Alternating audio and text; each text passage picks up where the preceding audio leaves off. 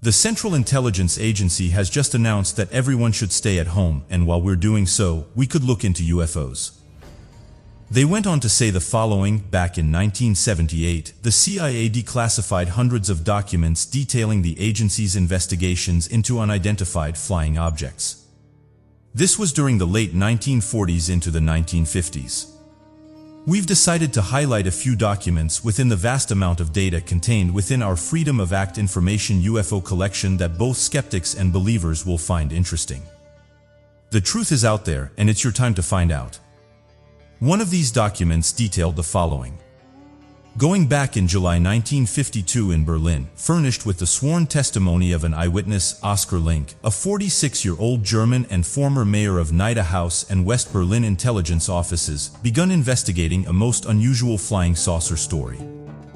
According to this story, an object resembling a huge flying pan and having a diameter of around 15 meters landed in a forest clearing in the Soviet zone of Germany. He said the following: while we were walking around Hasselbeck, my daughter pointed out something which lay at a distance of around 140 meters away. Since it was twilight, I thought that she was pointing at a young deer. I left my motorcycle near a tree and walked towards the spot which she pointed to. When, however, I reached the spot around 55 meters from the object, I realized that my first impression had been wrong. What I had seen were two men who were now about 40 meters away from me.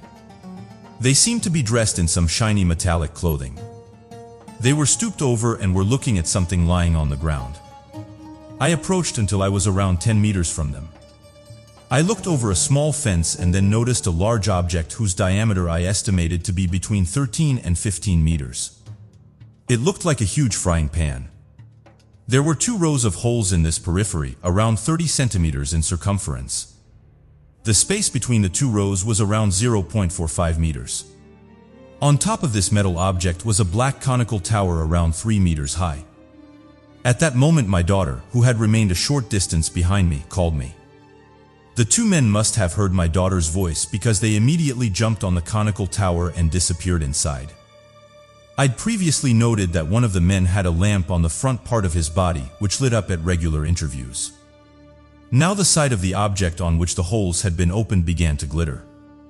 Its color seemed green but later turned red. At the same time I began to hear a slight hum. While the brightness and hum increased, the conical tower began to slide down into the center of the object. The whole object then began to rise slowly from the ground and rotate like a tomb. It seemed to me as if it was being supported by the cylindrical plant, which had gone down from the top of the object through the center and had now appeared from its bottom on the ground. The object, surrounded by a ring of flame, was now a certain number of feet above the ground. I then noted that the whole object had risen slowly from the ground. The cylinder on which it was supported had now disappeared within its center and had reappeared on top of the object. The rate of climb had now become greater. At the same time, my daughter and I heard a whistling sound similar to heard when a bomb falls. The object rose to a horizontal position, turned towards a neighboring town, and then gained altitude. It disappeared over the heights of the forest in the direction of Stockhouse. For the last few decades now, interesting reports have been coming from national parks. National parks are beautiful places to visit and offer some of the world's best sights. Unfortunately, these perfect natural sceneries also hold a secret that many have tried to explain. Although many of them are visited by tens of thousands of people every year, there's still a large amount of land that is rarely visited by people, and this could be due to a number of reasons. Perhaps they are out of the way of normal paths. It's a hazard to get to them, or they're just blocked off from the public. There are many experienced hikers and campers who disappear completely. Some such hikers even laid out plans of travel, backup phones in case of emergencies, telling family members and friends where their trail will be covering, and so on.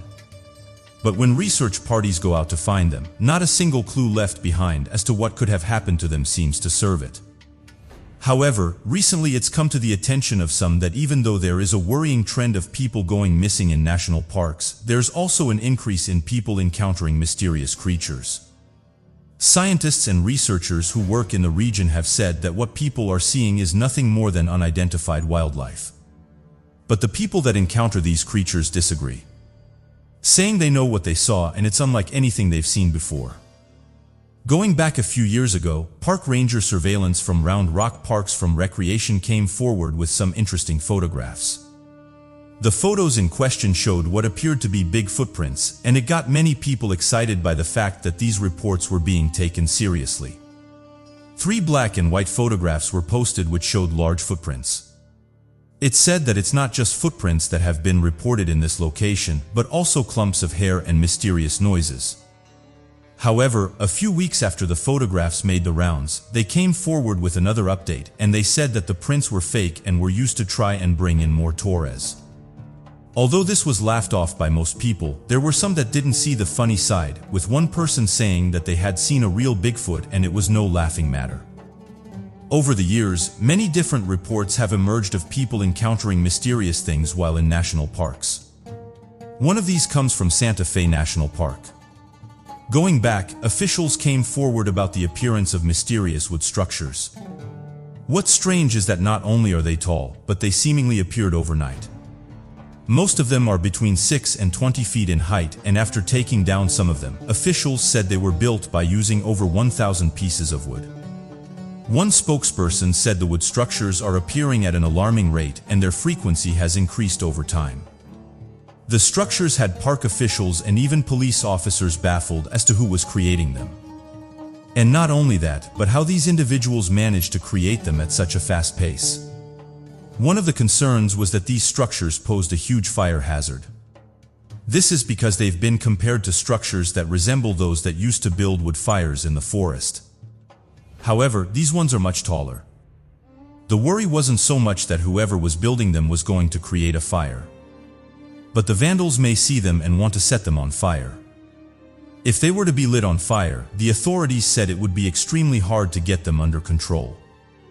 At this moment in time, park officials have no idea who is behind the building of these strange wood structures, and they can't figure out a motive behind the construction of them. Some have suggested it's just the work of poor teenagers, however, to build them at the rates they're being built. You would need an extremely large group of people. It's been announced by the Forest Service that anyone caught building these wood structures will be fined $5,000. The structures are being built on federal land and they will treat it as trespassing.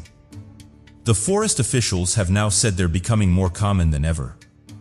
One of the things that people encounter while exploring national parks is mysterious sounds. Many have come forward and said that while hiking it feels as if low and high-pitched sounds are following them. Some believe there could be creatures lurking out in our national parks that are causing these disappearances. Over the years, experts have come forward and said that they've encountered large humanoid creatures while out in these open areas. Of course, these claims are immediately shut down. However, these people stand by what they see. One hunter claimed that while camping in a national park, he heard strange grunting noises. When pointing a flashlight to where the noises were coming from, he saw a large Bigfoot-like creature, stating that it was over 8 feet tall. These creatures usually follow a theme. They stand on 2 legs and are roughly 7 to 12 feet tall. They have the general appearance of that of a large ape-like creature. Sightings of this beast have persisted for eons since the time of the Aborigines in their ancient mythological folklore. What is all the more startling about these claims is that even in the modern day, people are encountering these creatures all over the globe. There have been reports of them from Tibet, America, and even Australia. There's no shortage of these stories. Ancient myths credit these creatures as having run-ins with humans, and when this happens, it doesn't usually end well. Some have even managed to record some of these mysterious calls, and when given to scientists, they have said that humans are unable to make these kinds of noises. Going back, old tales said that in Australia, the Yowie were the original inhabitants of the Australian continent, but were completely driven out of their native lands by men that came there to settle. Las Vegas, Reno, and Fresno. There lies an area that's become known as the Nevada Triangle. The most famous triangle is the Bermuda Triangle, but this location has its fair share of strange happenings.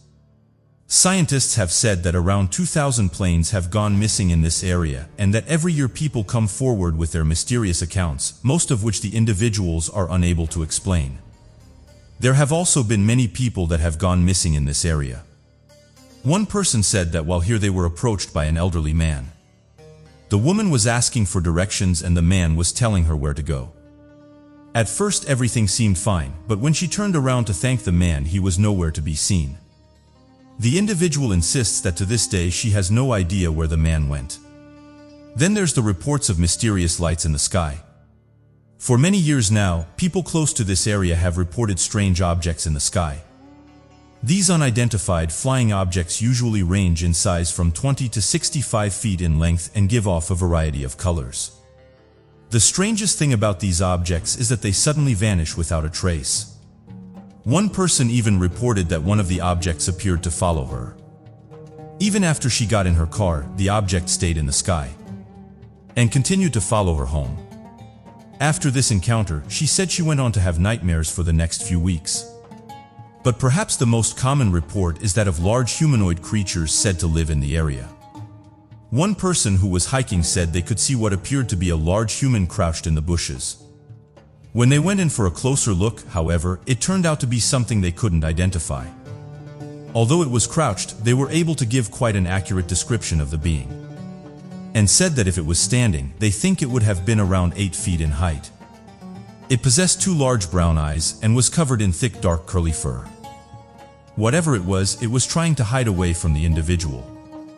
Whatever's going on in this area, it seems to be affecting quite a few people. As of right now, some have made the connection between national parks and have said that the majority of them have similar stories, with people detailing the same thing without even talking to each other. This has caused some to suggest there could be an unidentified creature out in the wilderness that every so often comes into contact with humans. After all, there's still a lot of this planet that remains to be explored, and this has made some put forward the idea that these creatures could be living in these locations out of the way of the majority of humans. Regardless, as of right now, scientists and researchers think that what people are seeing and encountering is nothing more than wildlife, and until solid evidence comes through, it's unlikely they're going to change their minds. Regardless, every year individuals are still coming forward and reporting the same thing. If someone is looking for information that is not publicly available, they can submit a Freedom of Information Act request. You have to detail what you seek and why you want it, and in some cases many do end up getting replies or the information they were looking for. It doesn't always result in the individual getting what they want, but it does sometimes happen. This has caused various people to submit these requests in the hopes of getting the answers they seek. As reported by various outlets, most federal agencies now accept a Freedom of Information Act request electronically, including by web form or email. If the agency agrees to your terms and the reason behind you wanting the information, you will usually get a reply with the document you seek attached. However, in some rare cases, some get more information than what they originally asked for. This is what happened to one individual who asked the Washington State Fusion Center about information on extreme groups. This report was first posted by Mark Rank, and they detailed how the Washington State Fusion Center accidentally released the wrong documents. Some of these documents included information on topics such as that of remote mind control. The individual said they posted the standard Freedom of Information request, but got a bit more than what they asked for.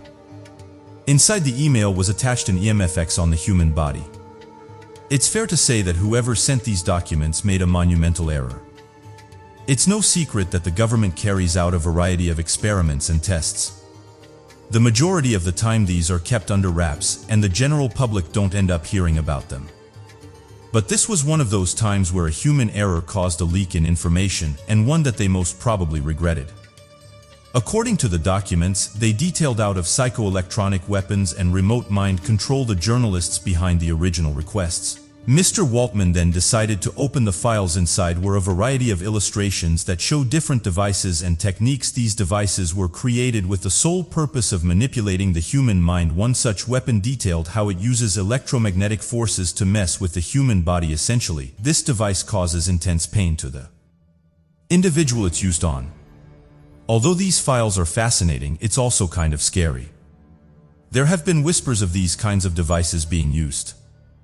When it's on paper though and sent to you by government officials, it becomes all the more interesting. As some have pointed out, why would they have this paper if it was made up? One individual claimed that the National Security Agency has the ability to take down US citizens. And they can do this by using psychological control operations.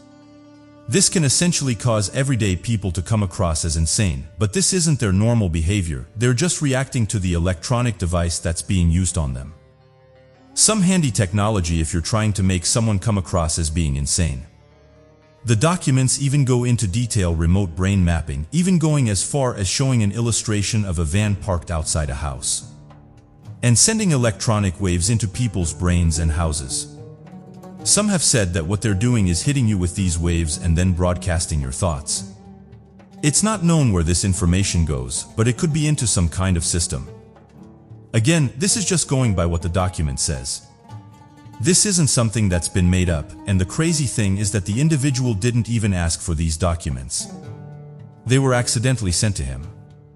Mark Rock went on to say that he doesn't think the files are official, but does admit that it's a little strange how they ended up in their request. Others have gone on to say that this is evidence that they carry out these types of tests on the population, with others suggesting they use this technology to interrogate people. As some have pointed out though, it does seem like a strange link. You can clearly see when files are attached to emails, and to release this kind of information was only going to lead to out there theories being thrown out. Another interesting case that was recently announced was that of Nikola Tesla. Nikola Tesla has easily become known as one of the greatest minds of the modern era. At the time, his unique mind wasn't appreciated. It's only been in the years following his death that people respected what he was trying to achieve. Nikola Tesla wasn't one to shy away from electricity and being able to harness it. He also worked on anti-gravity technology and something that became known as the ether. One of his famous quotes was the following: "I have worked out a dynamic theory of gravity in all details, and hope to give this to the world very soon." As with many of the great minds of the past, there's a lot of people today that don't understand the impact they had on modern-day life. Recently, the FBI released 64 pages of unreleased documents. This includes things like papers and documents that were collected shortly after Tesla passed away. For many years now, theories have been floating around as to why Tesla's work was collected by the government.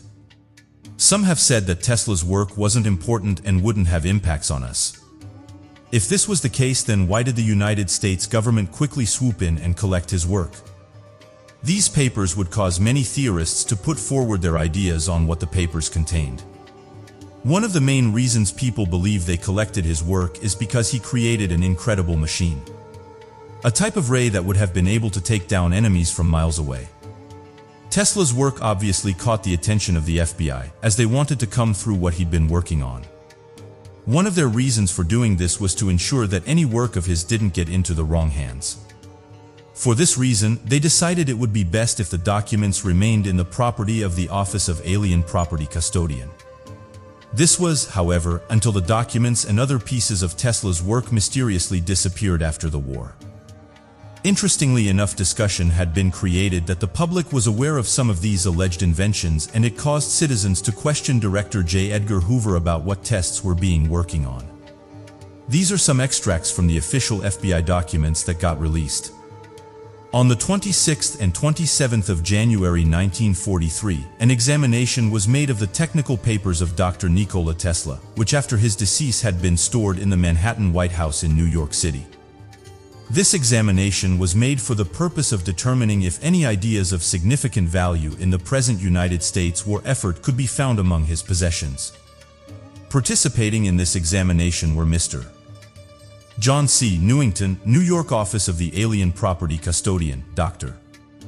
Charles of the Washington Office of Scientific Research and Development, and John G. Trump of the Office of Scientific Research and Development of Massachusetts Institute of Technology. The following papers, which were regarded as typical of Nikola Tesla's writings and thoughts in the period of 1925 to 1942, were removed for the purpose of record and listed below in random order in which they were found, together with a brief individual abstract. Possibilities of electrostatic generators. An updated article probably written about 1934 discussing the possibilities as a source of high-voltage DC power of the Van de Graaff type of electrostatic belt generator. The article states correctly the electrostatic principle is employed in this device and points out that such generators are not suitable for commercial high-powered applications, though of undoubted scientific value. Tesla's wireless tower erected in 1902 on Long Island is stated in its memorandum to have charged to 30 million volts. Exhibit B, reactive force of glycerin and dynamite. An undated memorandum involving some calculation of the explosive power of certain compounds, and then deviating to a discussion of the possibility of transmitting power by mechanical vibrations along the Earth's crust. Exhibit C, process of degasifying, refining, and purifying metals. A 40-page memorandum probably written about 1930 dealing with the above subject and proposing new theories of capillarity and surface tension. These correspondents indicated that this has been subjected to various industrial companies. Exhibit D, replying to Antorg regarding the generation of high voltage and acceleration of charged particles. This document, dated the 8th of November 1935, answers questions raised by Soviet engineers and scientists regarding Tesla's proposal of Ray. From this answer, it's deduced that the proposal concerned the generation of high voltage by electrostatic means. These means consisted of a high-voltage terminal presumably supported by an insulating column and charged by a gaseous charge conveying medium passing between ground and terminal. The ideas contained in these notes are fairly similar to the Boltzmann-Weyr electrostatic generator methods proposed by Van de Graaff and do not appear to offer any unusual features. Exhibit E, art of telegeodynamics or art of producing terrestrial motions at distance. This document, in the form of a letter dated 12th of June 1940 to the Westinghouse Electric and Manufacturing Company, proposes a method for the transmission of large amounts of power over vast distances by means of mechanical vibration on the Earth's crust. The source of power is a mechanical or electromechanical device bolted to some rocky protuberance and importing power at a resonance frequency of the Earth's crust. The proposed scheme appears to be completely visionary and unworkable. Westinghouse's reply indicates their polite rejection of the idea. There are some, however, that believe these documents are not telling us everything, and that there's a possibility some of Tesla's work and inventions are being held back. All across America are reports of creatures known as the Skinwalker and the Wendigo. These mysterious creatures have allegedly been encountered for years, and what's interesting is that many of the eyewitness reports seem to be very similar to each other. Some have suggested that this is proof that what people are seeing is genuine, and that there exists a creature out there in our world that we're not able to explain. So today, we'll be taking a look at the Skinwalker and the Wendigo, and trying to figure out what people are actually encountering. The Skinwalker is said to be a humanoid that's able to change its appearance on command. The Navajos are a Native American people who would go into detail about these mysterious creatures. They would tell stories of how they were able to perform superhuman feats, and that if one was nearby, it would be wise to avoid it. However, others have said that if it's at the point where it's already reached you, you have no chance of getting away. Skinwalkers are believed to be individuals of whom underwent a curse ritual and gained the ability to shapeshift into a wolf-like creature whenever they choose. This term comes from that of old Navajo legends that claim that when a tribal member committed a social taboo, something otherwise not accepted by the tribe as a whole of which would cause the tribe to come together to perform a ritual that would curse the person. This would cause the said person into becoming part animal and cursing them to live a life of solitude. Being forced to change from their human form into a large animalistic form whenever their insatiable desires began to take control. In the Navajo language, the word Skinwalker translates to he who walks in all forms, and this is for good reason. Those who have encountered these creatures have said not only do they possess the ability to transform into a variety of creatures, but that they're able to move extremely fast in all forms. What's interesting though is that although these legends had been around for many years, it's only been in the last 20 years or so that these stories have been brought to the public's attention. Those who have visited the Navajo region have reported seeing bizarre-looking creatures, some of which resembled the mythical Skinwalker. This isn't the only place that houses Skinwalkers though. Skinwalker Ranch was named after the numerous encounters with these creatures. Interestingly, many believe that Skinwalkers are at the center of the strange reports surrounding the Skinwalker Ranch, as many of the creatures described in the numerous encounters held by people are that of lodge bees. These have been reported as walking on their hind legs and possessing many powers that a skinwalker is believed to have. One such power is the ability to mimic any animal noise, as well as the ability to sound like any person that it hears speaking. This strange ability is being heard by numerous witnesses, of whom claim to have seen a large moving beast in the area, as well as hearing a number of large animal calls shortly after, as well as their own voice being echoed back to them after they called out in fear. What's worrying is it's said that if you hear these sounds, the skinwalker is stalking you.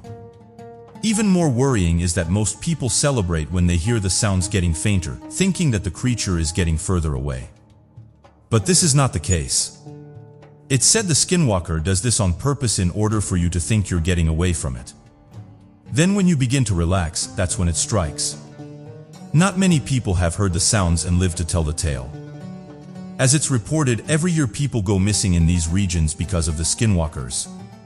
These claims, sightings, and legends have led to the entire area being known as the Skinwalker Ranch, with many believing the local native or American legends involving the creature were told in truth. And they were told about a population of such cursed people transforming in the region and having a small population throughout the area. This has led many researchers to study the area, as well as a team of researchers funded by James Randi himself, to purchase the ranch and begin a wide variety of tests and procedures. This was to uncover the strange encounters and mountain of evidence surrounding it. What's odd is that people have made the connection between skinwalkers and mysterious lines. Those who have lived on the ranch have said that when one of these creatures is sighted, shortly after there will be mysterious lights in the sky. In fact, a previous owner said that during these encounters he thought both the skinwalkers and lights were working together. The first ever reported sighting of an unidentified flying object was reported by the family that lived on the ranch. That had originally believed the craft to be some form of top-secret military project of immense size. According to the family, they said the unidentified flying object was as large as several football fields and was covered in a number of strange blinking lines. The morning after the sighting, the entire ground of the ranch where the unidentified flying object was claimed to have rested was left with a massive depression in the area that gave a perfect imprint of the ship and the soil beneath it. Other pieces of evidence surrounding extraterrestrial intervention was that of hearing voices speak in a strange language seemingly coming out of thin air. An alien-like creature standing more than 7 feet tall besides a large floating glowing orb, as well as cows completely disappearing out of thin air and reappearing the next day. In fact, one story tells of a cow going missing after there being bright lights in the sky. The owners didn't think much of it as it happened several times a year. What's sad about this though is that they didn't see the animal again and were sad to think of what happened to it. However, on this particular occasion, this one cow disappeared and then returned several months later, as if nothing had happened. Some people put forward the idea the cow had escaped and that it was living on the nearby land. But the owners said this couldn't have been the case, as several people went out in search of the cow and couldn't find anything. Not only this, but the whole property was covered in fencing and there's no way the animal could have gotten out. One of the more mysterious claims was that during the night a strange bouncing ball of light had come to the house and was bouncing around the property. This would lead their 3 dogs to break free and begin chasing the balls away from the house, only for them to never return again after seemingly vanishing from thin air, along with the bouncing ball of light. Unfortunately for the owners, their reports would go largely ignored by respectable researchers and would leave their property to becoming a hotspot sighting area for UFO enthusiasts. They would journey to the ranchers all hours of the day and harass the owners by invading their personal space and setting up camping equipment in the hopes of coming across extraterrestrial contact. One of the owners said the following about what they'd witnessed. And then shortly after these portals opened, mysterious objects would fly out of them. I was able to see these crafts exit the portals and then fly around the property for a while before returning. There must be something here that interests them, as we're always seeing them. If I had to guess, I would say the crafts are around 40 to 60 feet in diameter. Mysterious humanoids have also been witnessed on the ranch. These human-like creatures are believed to be around 6 to 7 feet tall and have a dark presence. Some have suggested they are similar to the Men in Black. What's odd though is the fact that these entities seem to appear out of nowhere. People who have lived or visited the ranch have encountered these mysterious creatures. It's believed they are able to read the minds and even communicate through thoughts.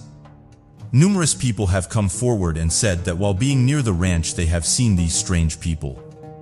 One person said they encountered a strange man when they was around half a mile from the ranch. They stopped to ask him for directions, but he didn't answer. He just stared at them until they drove off. Another person had a similar encounter. A man approached them as they was parked up close to the ranch. He stood in front of their car and started to make strange noises. The people described it as a crackling noise. They found this person strange, so decided to move on. These stories all follow a similar theme. Whoever these people are, they don't seem to like people being near the ranch, and almost always try to get them to move on.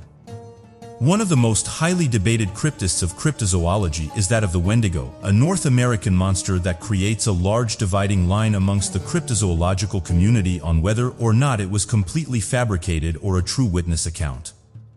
Though the Wendigo is often being compared to that of the jackalope, there are many that swear the existence of the Wendigo is not a fabrication of any kind. According to witness accounts, the Wendigo is described as being somewhere between the size of an average person to be more than 15 feet tall, and have a physical appearance similar to that of a skeleton frame, with gray skin, sunken eyes, large yellow fangs, and a long slimy tongue. The legend of the Wendigo dates as far back as 40,000 years.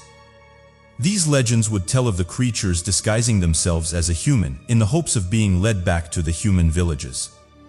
If it was eventually taken back to the village, it would immediately begin to devour anyone in sight. Today, no such evidence of the creature exists, and every video recording of such a monster has proven to be inconclusive or completely forged.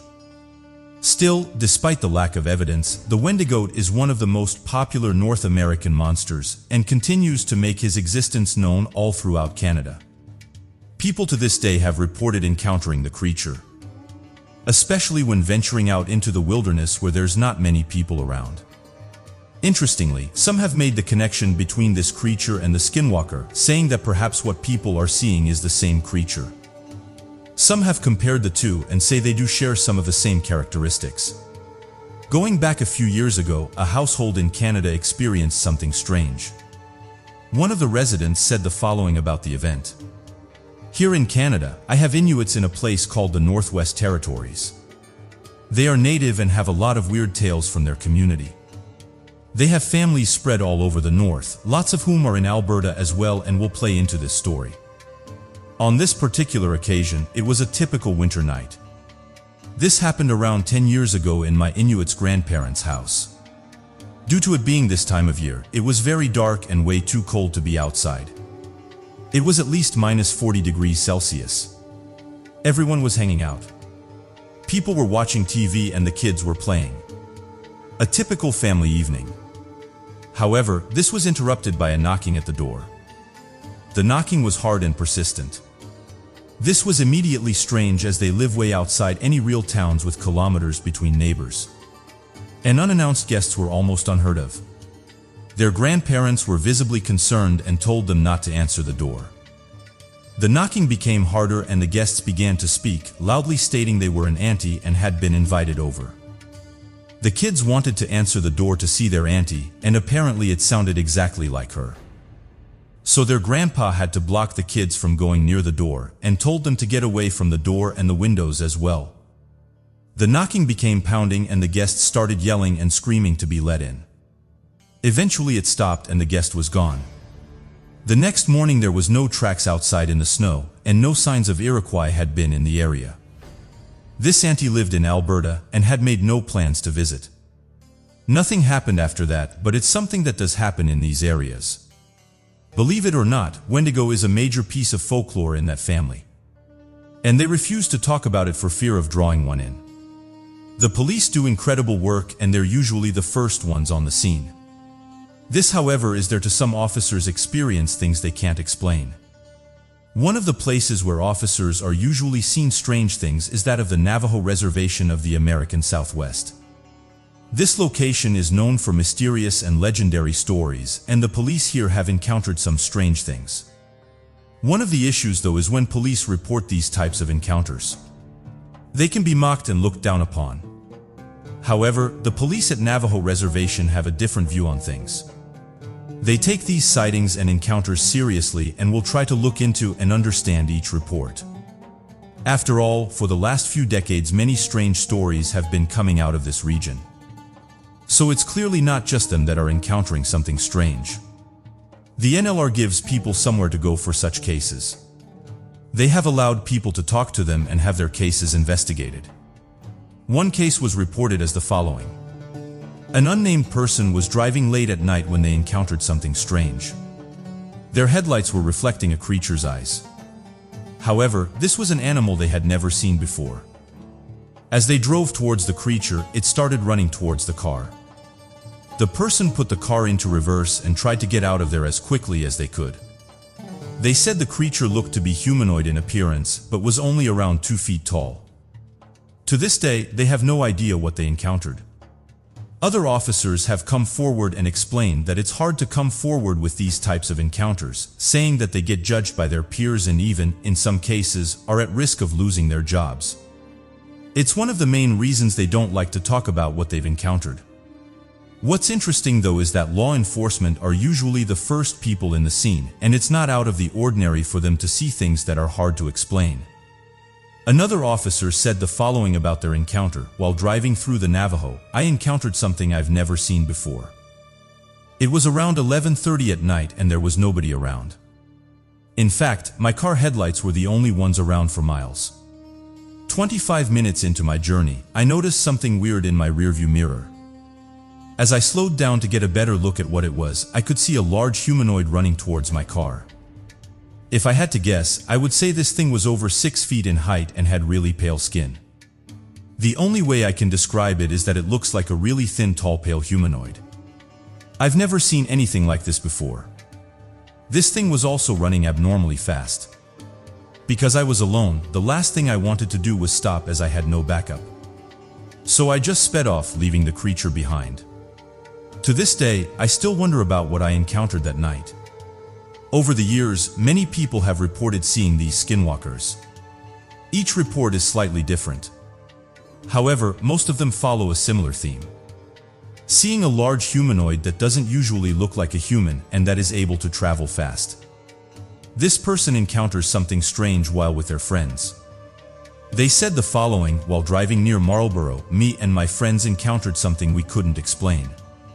This all started when we decided to go for a drive. After I passed my test, this was one of our favorite things to do. On this particular occasion, I picked them up around 9:30 p.m. and at this point it was already dark due to it being a cold November night. After driving down country roads, we decided to pull over near an old abandoned farmer's building. We'd been here a few times before and it was a well-known hangout spot.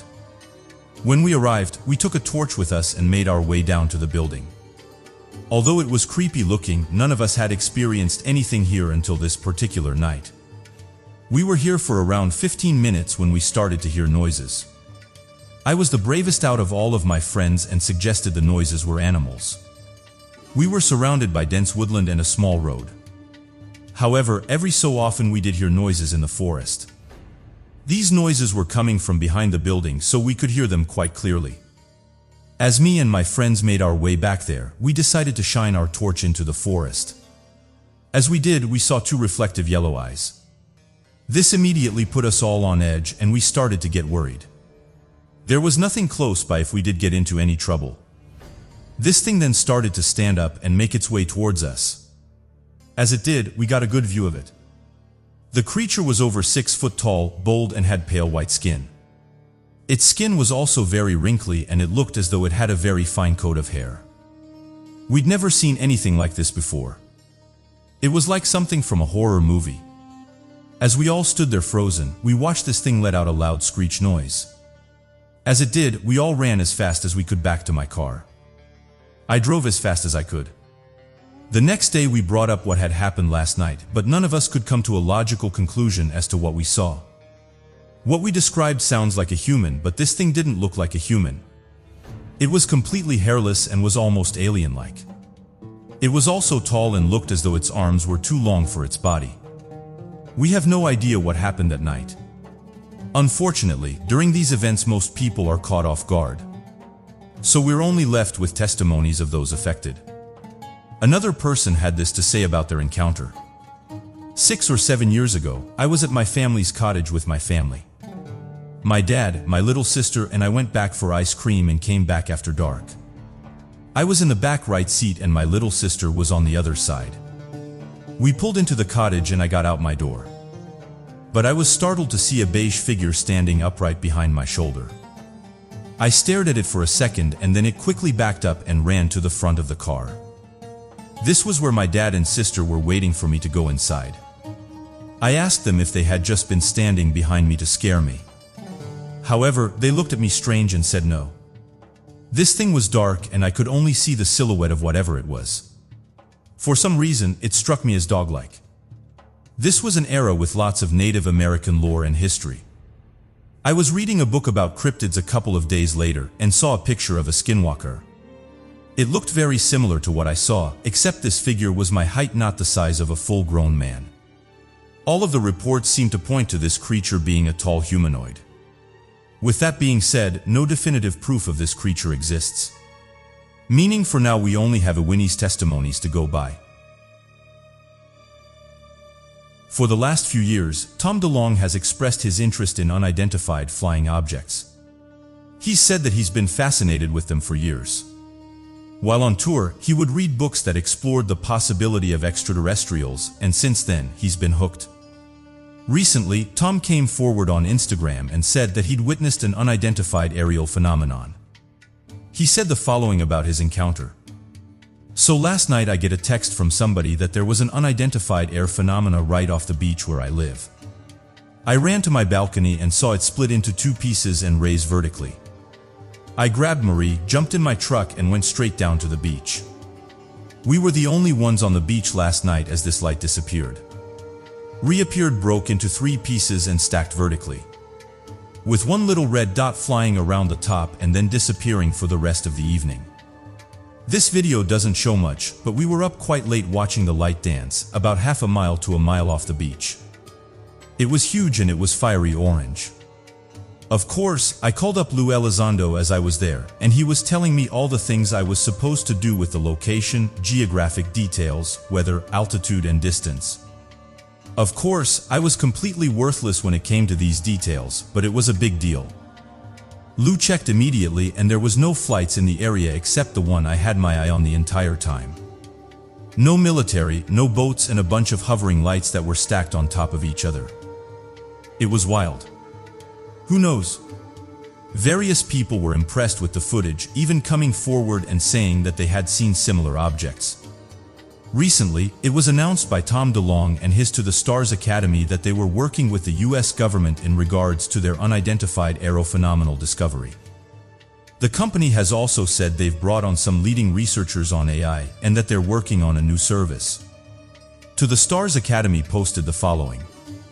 As part of our AI initiatives, we've built a compelling service for post-ingestion and analysis processing, which marks an instance authentic if it passes human and machine learning analysis. These datasets will help us analyze future ingested media and clean up unnecessary data. Tom then went on to say the following. This is a very exciting technology we've built. It can be used for numerous defense requirements as well as its primary mission to track unidentified EL phenomenon. Further saying the following, I'm proud to be collaborating with the US government on the unidentified air phenomenon issue. It's been a lifelong dream to be sitting in this seat, where I and my team at the To the Stars Academy can help understand the issue. First, we start with the US Army testing our anomalous material, purportedly from an unidentified air phenomenon crash. Although this is great news in the sense that Tom and his company are making connections, others have worried about the path he's going down. It's important to remember though that a UFO is simply an object that someone cannot identify at that moment in time. As of right now, Tom has said it's an exciting time for him and his company. All over the world there have been reports of cryptids. One of the issues people face when they encounter these creatures is skeptics and criticism. With that being said, patterns do emerge in regards to some of these creatures.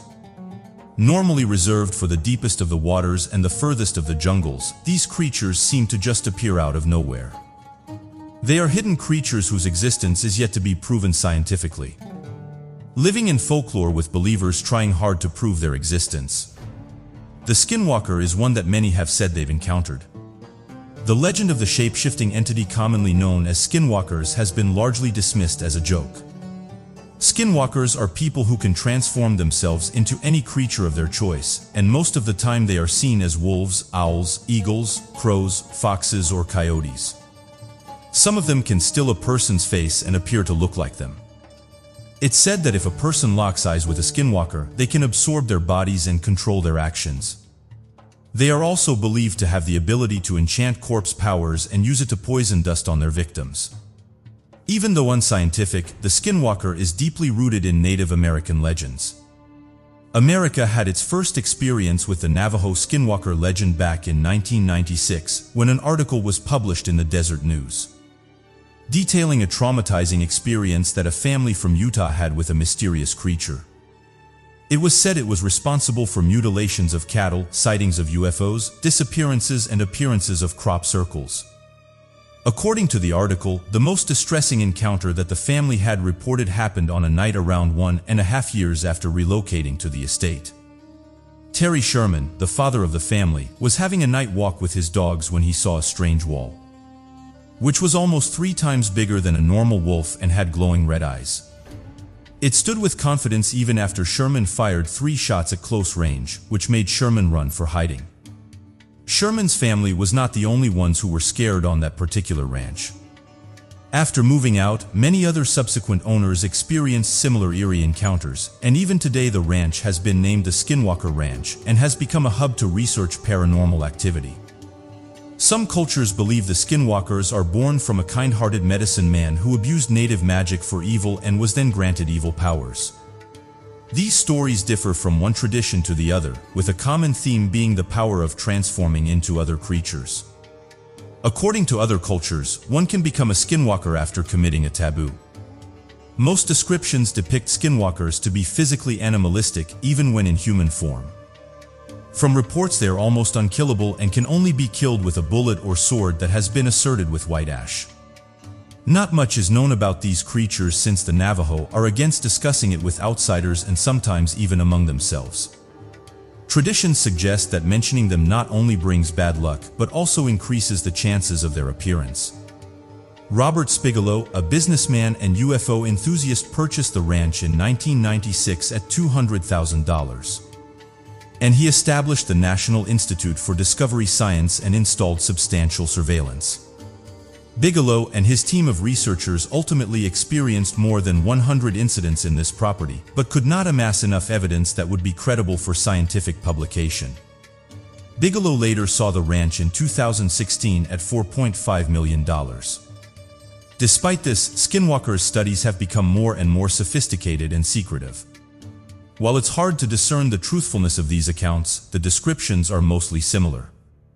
A 4-legged creature with a disturbingly disfigured human face with orange-red shining eyes.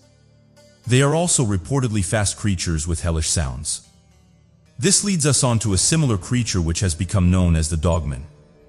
Many people have heard of the Sasquatch, but very few are aware that a more terrifying cryptid stalks the North American forest. The Michigan Dogman is a werewolf-like creature that was first sighted in Wexford, Michigan.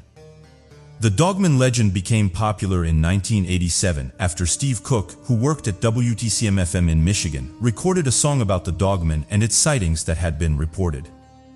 This attracted calls from listeners who gave accounts of their encounters of a similar creature.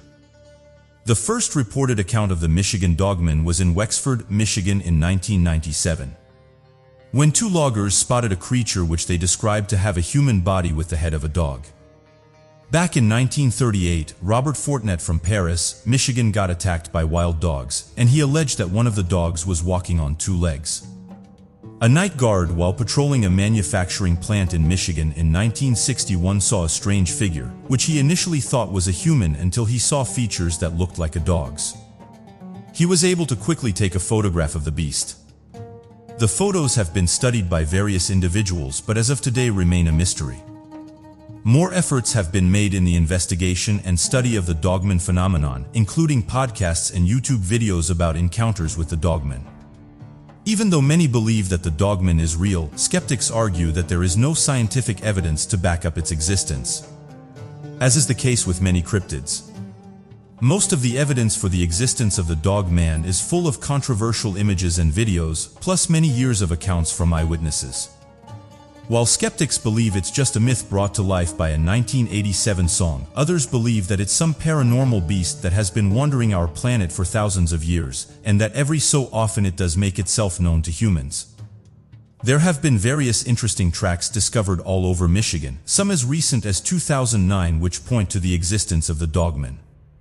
Some of them closely resemble the prints of a dog, but are far much larger than those of a normal dog. One of the sightings by a sibling to an official in the government in 2007 described the dogman as a dark, upright wolf, around 6 feet in height, standing next to a dead deer. A print discovered in the area measured around 8 inches across. Today's sightings of the dogman and reports of this mysterious beast are catching more attention from the mainstream media, and hopefully they may shed some light on the existence of the dogman. Another creature that's said to be similar to these creatures is that of the Wendigo. As the folklore goes, the Wendigo was initially a hunter, and on one very cold winter his extreme hunger made him a cannibal. Immediately after he devoured the flesh of a fellow human, he became a man-beast roaming in the forest looking for more humans to feed on. This story is common among the natives, with the details varying depending on the narrator. Those who have encountered the Wendigo say it's related to Bigfoot, while other reports compare it to werewolves. Because the Wendigo is known to be a creature of the cold weather, it's been mostly sighted in Canada and the colder northern states like Minnesota. As the 20th century began, the local people blamed the mysterious disappearance of people to the attacks by the Wendigo. The Wendigo is said to be between 6 and 15 feet in height, with a slender body, which is perhaps because they never satisfy their cannibal desires. It's said to be always hungry until they find another person to eat. According to Nathan Carlson, the Wendigo has big sharp claws and eyes as big as an owl's. Others describe the creature as a bony figure with a skin tone like ash. Different versions of this creature's tale say different stories about its agility and speed, with some saying it's very fast and can walk over long distances even during very cold winters. I would say the skinwalker has a haggard walk, which implies that it has no speed. Unlike other carnivorous animals that pursue prey to capture and eat them, the Wendigo lures people away from civilization by mimicking human voices and feast on them once isolated. Most of the sightings of the Wendigo happened between 1800 and 1920. Since then, only a few sightings of the Wendigo have been reported. Whether one believes in the Wendigo sightings or not, this may not just be any other folklore aimed at scaring people. It's historically significant in many indigenous cultures. This legend has been associated with problems in real life, like selfishness, violence, and greed. It's also been associated with taboos against bad behavior. Stories of the Wendigo were once taken as illustrations of the nature of violence against the Native American people who told the stories. Ironically, though, the stories may represent the response of the native people to the violence shown to them by the people who are not indigenous. Anthropologists believe the Wendigo concept came about after the native people encountered the Europeans. Some anthropologists believe the stories of the Wendigo are associated with stress among the Native Americans. Due to the dwindling resources and fears of starvation, the tensions that was building up among the Native Americans that caused such accusations could be compared to the fears that came after the Salem witch trials. Just like most legendary creatures, the Wendigo remains a mystery today. It's been referenced many times and has featured in TV shows. Interestingly, there are some lakes named after the creature. For instance, Wendigo Lake in Wisconsin and Lake Wendigo, Minnesota. Those believing the Wendigo sightings think the creature might still be out there in the forest, and beneath the man-eating creature is just a human person who was initially a hunter. Researchers and scientists have done a great job at unraveling some of the universe's biggest secrets. However, there have been some anomalies and signals that researchers haven't been able to explain. Space is one place that humans will never fully explore. It's anyone's guess as to what's out there, and with it being home to over hundreds of billions of planets, it's not crazy to say there could be all walks of life inhabiting various planets. One recent discovery was made by the OSIRIS-Rx spacecraft while orbiting the asteroid Bennu. It was announced on the 3rd of December 2018 that a NASA probe had completed its 1.2 billion mile or 2 billion kilometer journey to arrive at the asteroid Bennu. Researchers said the next goal of the probe was to begin a survey of the asteroid. The spacecraft would start flyovers of the asteroid's north and south. The probe will get close to the asteroid as well. It's been announced it will fly around 4 miles above Bennu during each flyover. This asteroid isn't just a piece of rock floating in space. It's one of our solar system's most ancient relics. It's been floating in space for more than 4.5 billion years. Scientists have said this rocky body formed within 10 million years of our solar system's formation. Scientists have theorized that Bennu likely broke off from a much larger carbon-rich asteroid around 700 million to 2 billion years ago. Its original formation was likely in the main asteroid belt between Mars and Jupiter. NASA researchers there have just said they've discovered something they didn't expect to. It turns out scientists were expecting Bennu to be made of sand, but instead it's made of rocks. The lander was programmed to pick up the Samic substance, but it's caused a slight problem to the mission due to the terrain. The lander in question is around 20 feet in length and has the ability to travel over 19,000 miles an hour. With that being said though, this recent discovery doesn't mean the mission is over. Lead researchers have said the lander will be able to cope with the terrain. One of the scientists said the following: "The extraordinary in-flight performance to date demonstrates that we'll be able to meet the challenges that the rugged surface of Bennu presents." That extraordinary performance encompasses not only the spacecraft and instruments, but also the team that continues to meet every challenge that Bennu throws at us. On the 18th of June 2019, NASA said the lander managed to get even closer and capture a photograph of the asteroid at only 0.4 miles away. NASA have also announced this asteroid could one day make contact with our planet. The space rock, which is 492 meters or 1,614 feet, has a 1 in 2,700 chance of impacting Earth. They said that Bennu will pass Earth at around 750,000 kilometers or 460,000 miles on the 23rd of September 2060. It's also been said that Bennu could potentially be mined for water in the future. Due to all the things that Bennu's got going for it, researchers have said that it's very likely more missions will be carried out here in the near future. Interestingly, during the most recent visit to Bennu by the OSIRIS-REx, one of the instruments on board managed to capture something that surprised researchers. Interestingly, this object was that of a black hole. The RExus managed to capture a glimpse of a large black hole. The flare in question is said to have occurred around 30,000 light-years away, and it could be seen as a distant flash. The mission wasn't there to discover new objects, but rather just to study the asteroid. However, the instruments were able to show researchers we really don't know what's out there in space. One of the researchers said the following about the discovery: "We set out to train students how to build and operate space instruments. It turns out the greatest lesson is to be open to discovering the unexpected." Brandon Allen, a Harvard research scientist and student supervisor, was the first who spotted the source in the RExus data and went on to say the following: "Our initial check showed no previously cataloged object in that position in space. It's fair to say that black holes are one of the most interesting objects in space, and it seems that every year we learn a little more about these mysterious giants." Another interesting discovery researchers have made is that of gravitational waves sent out from a black hole. Our universe holds a massive amount of galaxies along with an even more countless number of mysteries. Over the years, black holes have caused much speculation in the scientific community. Though these findings have made scientists question the very nature of reality, these incredible discoveries of supermassive black holes have helped us to better understand the true nature of our universe. Recently, astrophysicists come forward and said that they've detected mysterious gravitational waves. It was then put forward that they were created by a black hole when it collided with a neutron star. The theory behind black holes is more than just shrouded in mystery, and it was not until a man by the recognizable name of Albert Einstein helped humanity to realize that space and time interwoven and connected in something we refer to as the fabric of space-time. Mathematical theory of mass then being able to stretch and distort this fabric, similar to that of a rock resting on a cloth, led to an innovative idea. When the scientists picked up on the gravitational waves, they stated that it can allow them to study astronomical events occurring in the universe. The researchers said that what they were seeing was the merging of a black hole and a neutron star. At the moment, more study is needed. But if this can be confirmed, it's thought this could help us to confirm that black holes and neutron stars can coexist in binary systems. One of the researchers said the following about the event. It's like listening to somebody whisper a word in a busy cave.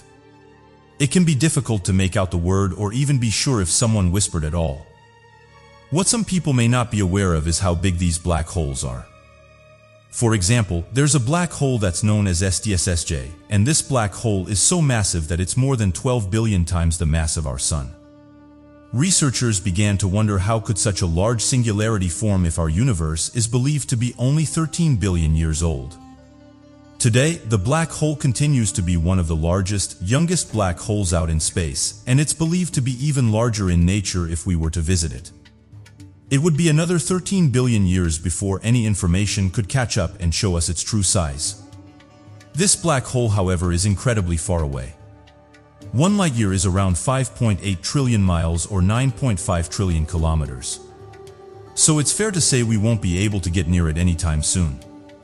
NASA's Hubble Space Telescope has detected a supermassive black hole that has made researchers question current theories of the universe.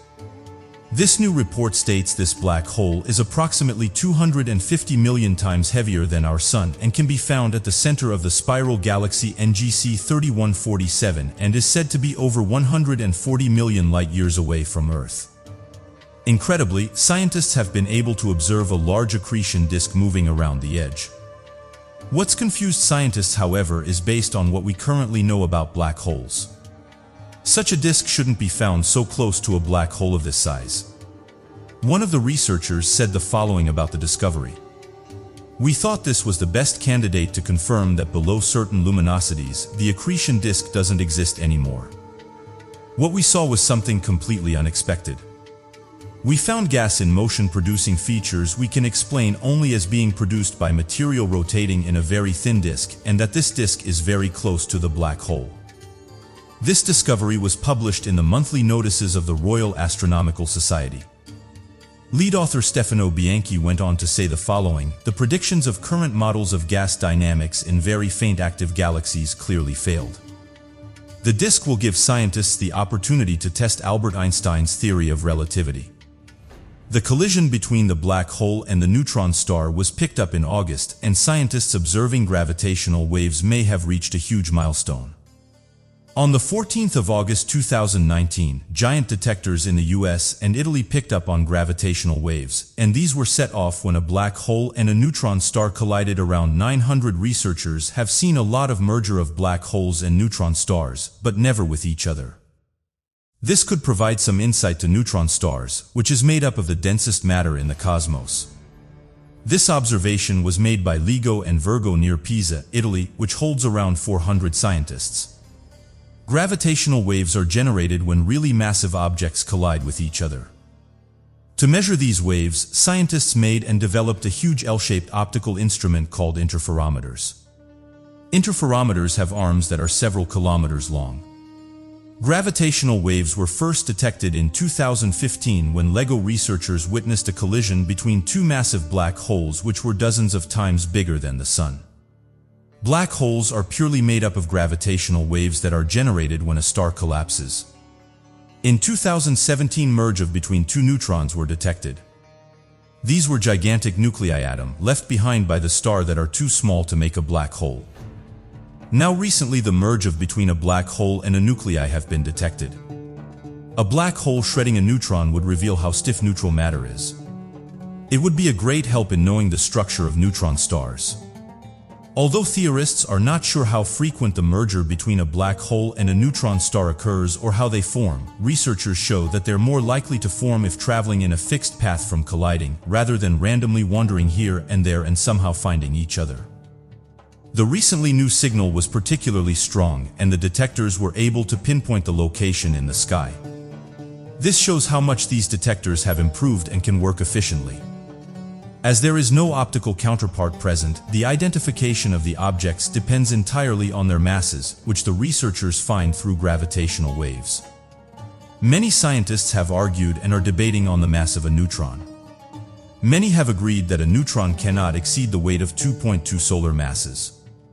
If the astronomers are not able to find an optical counterpart, then LIGO and Vigo researchers have to rely on gravitational waves to determine the nature of the colliding objects. It's challenging, but researchers are excited and on the verge of a scientific breakthrough. As of right now, scientists are carrying out more tests. Scientists have said that there's unending discoveries waiting to be made out in the universe, and every year we learn something new. Most of these discoveries aren't fully understood. But the world's best scientists and researchers have done a great job so far at unraveling some of the universe's greatest discoveries. One of the most fascinating things that makes the ocean quite mysterious for us humans is the fact that 95% of it is still unexplored. Despite the history of sailing going back centuries, we have still only been able to scratch the surface of the water world that accounts for more than 70% of the Earth's surface. We have been sailing on the surface of the ocean for centuries now, but we've only started discovering the depths of the ocean during the past couple of decades.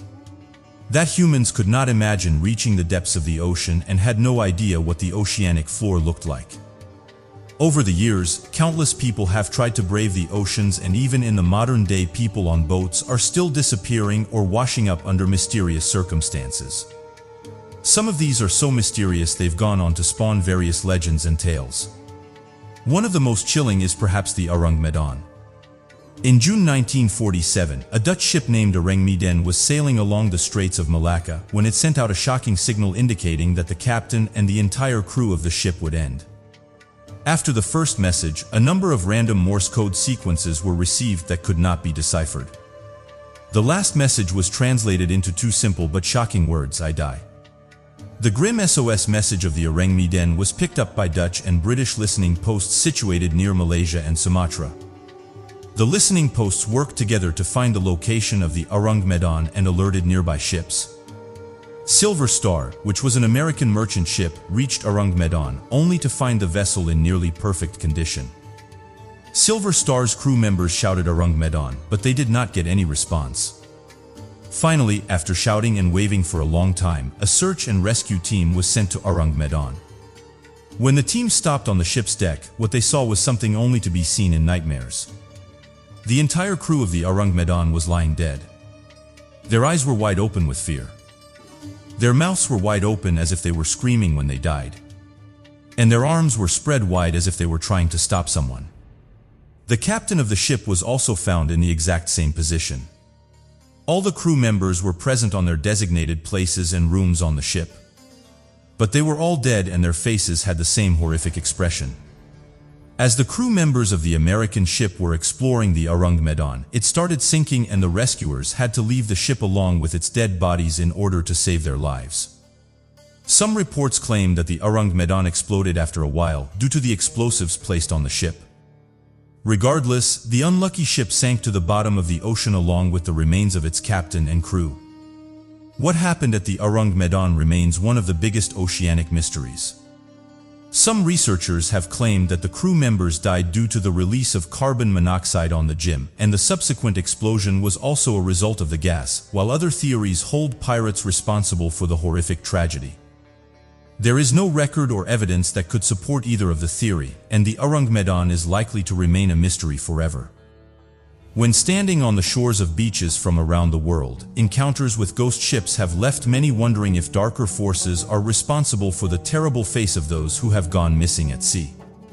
Some of these encounters include claims of seeing apparitions in the distance, seemingly floating in the sky, an effect known as atmospheric refraction that has led many to not understand the nature of the horizon.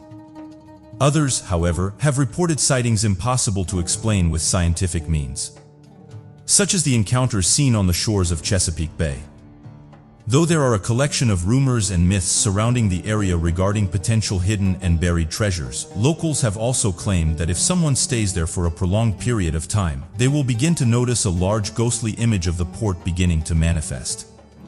This has led many to have reported spotting ghostly ships out past the harbor, and rumors of getting near the ship have spread further legends of wedding spirits inhabiting them. It does appear, however, that such claims of ghost ships manifesting as large ships coming close to the shores have arisen in many different areas around the world, and are not just described as ships with completely abandoned crews, but rather as large glowing spirits that take on the form of bones and the wailing undead that inhabit them. Back on the 11th of October in 1771, a whaling crew had come across what they believed to be a ghost ship sailing nearby. The crew sailed closer to the ship and noticed a strange sight. The ship appeared to have been completely iced over, with its sails torn and icicles protruding from every direction of the jib. This led to the captain of the whaling ship to order a boarding party to journey onto the jib and to assess the situation of what had occurred. It was at this point that the waiting crew became incredibly frightened. Upon boarding the ship, they described an impossible-to-understand sight as they realized that every crew member of the frozen ship was still on board, seemingly frozen in place. Their bodies were not in positions commonly seen when examining people of whom froze to death, as they appeared to have been frozen in the middle of their activities. Even the captain of the ship appeared to have been frozen in the middle of writing down a journal entry and still had a pen in hand. As the boarding party continued searching the ship, they became increasingly frightened and so quickly tried to grab the log books written by the ship's captain, only to later realize that the middle of the log book had frozen solid and fallen out, leaving only the first log entry and the last log entry for researchers to piece together what happened. According to the logs, the ship had been stuck in the ice of the Arctic, leading researchers to believe that somehow the ship must have become dislodged and floated on 3D. Though how it would end up on the shores of Greenland will never be understood, and how the captain was in the position he was in is still a mystery. There have been many theories about ghost ships. Some theories point to sea pirates taking down crew members and stealing their belongings, to mysterious circumstances that can't be explained. However, all the theories have been dismissed because of lack of any credible evidence, and to this day no one can say for sure what happened to some of the most famous ghost ships in history. There is one theory that holds an unknown paranormal entity responsible for the ghost ships. It's believed that some mysterious paranormal entity resides in the deepest pockets in some of the most isolated islands in the world. And sometimes this paranormal entity preys on the crews of the ships that travel nearby. It's believed that it preys on the crew members until they pass away, and then leaves the ship to move on to the next one. Not only this, but it's said by some of the entity will ensure the ship reaches its destination so that people can see what it's done. One of the most famous ghost ship stories is that of the Mary Celeste. It was an American merchant ship, and on the 5th of December 1872, it was discovered deserted in the Atlantic Ocean near the Azores Islands. When Mary Celeste was discovered by a Canadian ship, it was under partial sail and still in sail-worthy condition. The last entry into Mary Celeste's log was made 10 days before it was found. What happened to the crew of the Mary Celeste? Under what circumstances did the crew of the ship abandon it? Was there any paranormal entity that was responsible for the mysterious disappearance of the crew? These questions continue to baffle the historians. Most of the believers of the paranormal entity responsible for ghost ships point to the Mary Celeste and raise some very valid arguments to point to the presence of such an entity. It seems that because of how vast the ocean is, it's very likely there's many more ghost ships floating around our planet. Each of these interesting discoveries helps researchers to uncover what happened moments before these ships were abandoned, or what happened to the crew members. Although researchers have done a great job at unraveling some of these mysteries, it seems there are still a few cases that remain unsolved. In some of these cases, the more information that's released, only more questions are put forward. For the past few years, I've tried to bring attention to anomalous creatures, items, and occurrences that have been happening all around the world. As information surrounding these strange phenomena have continued to grow, impossible to predict parallels have begun to surface, begging for a much deeper interpretation of reports and how they all connect. This has led to a new idea I've been working on this channel, and it's going to be known as the ACIO reports. These reports will feature an ACIO, an abbreviation of the term anomalous creatures, items, and occurrences. These will include those that have captured the attention of our researchers, of whom believe they can track, understand, and research the theoretical makeup of such anomalous entities. Not only could this help to establish serious research efforts in fields otherwise completely ignored, but it would also help to propel the mystery of such entities into the forefront of natural science, growing our understanding of the world around us. So many times in the past have incredible characters claimed impossible creature sightings and other fantastic phenomena, facing the blunt criticisms of people claiming their information was far from factual, only to be proven legitimate later down the line, with none of the credit. An example of such a report was made surrounding an elusive creature known as the African unicorn, of which would later become a proven species now known as the okapi, that many researchers have denied the existence to within the Congo. Another example is the existence of the ether, proved by Nikola Tesla with his advancements in radio wave technology, only to have the name be recognized as the electromagnetic spectrum despite Nikola Tesla naming it the ether, for its ether properties and ancient magic references. An effort made to delegitimize his claims of mysticism. So today, our first ACIO report will center around organism 46b. For information surrounding organism 46b can be discussed. The environmental context to the investigation must be thoroughly identified. The ports of organism 46b area of habitation rest within that of Lake Vostok, located more than 700 feet beneath the glacial surface of the ice at its shallowest region and roughly 2,600 feet at its deepest region. It's at this depth that the ice from the Antarctic glaciers are under enough pressure to melt and form deep lakes. It's within one of these deep lakes known as Lake Vostok that the creature known as supposedly leaked documents surrounding the first attempts made by Russian researchers back on the 5th of February in 2012, while drilling to the lake's surface, made reference to the creature known as organism 46b. The report itself was titled Organism 46b and detailed an incredibly bizarre story in which Russian researchers claimed to have encountered a massive colossal squint and that this creature resided in the lake and could release toxins into the water, could squeeze itself down into small sizes, take on weird shapes, change its physical colors, and could cause a mild form of hypnotism. This was if a person began to stare at the creature for too long. Here are quotes from the supposed letter written by a man named Dr. Anton Podolga. "We encountered organism 46b on our first day. It disabled our radio, which we later learned to our alarm was intentional. It's also able to paralyze prey from a distance of up to 150 feet by releasing its venom into the water. Tragically, my colleague and lifelong friend was killed this way. He treaded water wearing a blissful smile as the organism approached him. We watched helplessly as it used its arms to tear off its head, then popped its remains into its mouth.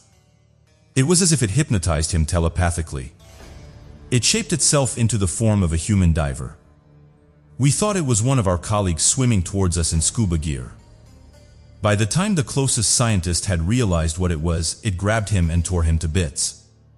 Some variations of the legend claim that one of the tentacles of the creature had been chopped off, but that the severed tentacle later reanimated and strangled another member of the team.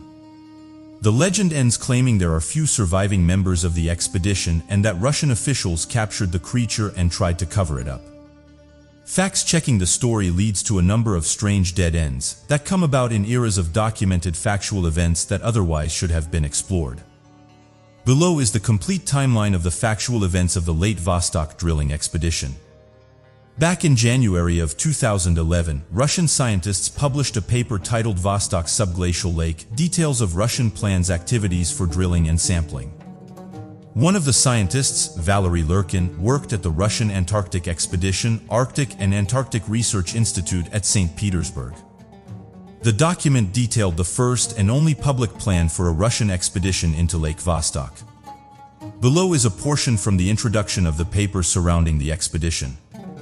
The Russian Federation has developed a national project involving the drilling and sampling of Vostok's subglacial lake, East Antarctica. The objective is to explore this extreme arty environment, using a variety of techniques to identify the forms and level of life that exists there. The project is funded by the Russian Federal Service Roshadromd. During the time of the published paper, the Russian Federation had yet to receive support from other nations of the world, as their borehole efforts were actively going against the Antarctic Treaty. with the United Kingdom and the United States petitioning the Russian Federation against borehole techniques due to environmental impact of the sealed lake. The opposition was due in part to the drilling techniques used by the Russian scientists, of which included the massive use of furan and kerosene. This was to act as a lubricant for the drilling equipment, of which would immediately drain into the lake at the point of connection.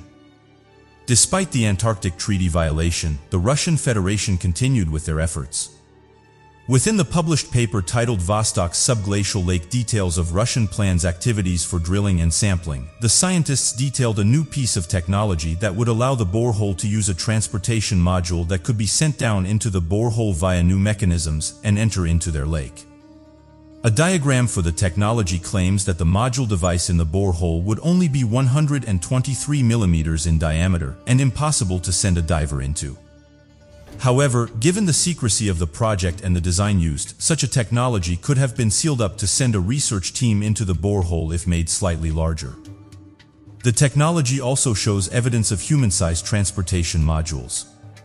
Given that the module designs had a height and width that would scale to fit a human body in a cylindrical tube of a height 3 times the tube's width. By October 2011, Valery Lukin, the co-author of the published paper, was at the Antarctic Research Station. The expedition continued for several weeks up until the end of December, before issues the reasons for why Valery Lukin first started his expedition in October of 2011 was due to October being the summer months for the Antarctic continent, keeping the location at its warmest for the expedition. The summer months only lasted from the beginning of October to February. However, after the 6th of February, the expedition must have been called off due to temperatures plummeting below 40 degrees Celsius. On the 20th of December, the Russian team claimed they had less than 5 meters left to drill before striking into the lake, and were confident they were to meet their goal before the end of the Antarctic summer months. It was shortly after this transmission, however, that the team would undergo a 6-day radio silence, and this was for reasons not entirely understood. The encounter with the organism 46B led to the reported deaths of several top-secret Russian researchers. And so many believe this is why the document could have been leaked as a warning to other researchers in the area. Despite the far-fetched abilities of organism 46B, reports appear to match the number of known cases of squid and octopus entities in the real world. In fact, every single ability mentioned by the letters the organism 46B might possess appear to match many of the abilities found in deep-sea species of cephalopods and environments that would be similar to in light pressure and water quality to organism 46B. Below is a detailed writing surrounding the theoretical ability of telepathic traits within organism 46B and how the ability could be scientifically explained. Understanding the creature's ability to perform telepathic ability is both difficult and nearly impossible, as the mechanisms for telepathy are still not entirely understood in the modern day. However, assumptions and data information surrounding numerous marine animals can be made as to what might be responsible for telepathic abilities in organism 46B. It's important to note there is evidence and scientific endeavors in the realm of neuroscience, and the ability to translate the neuron's near-random electrical pulses, throids, into readable information that can be displayed or understood. In fact, back in 1999, there was a research study by Dan Young at the University of Berkeley, California that successfully recreated what a cat observes in the physical world. This was done using pure data retrieved from visual neurons.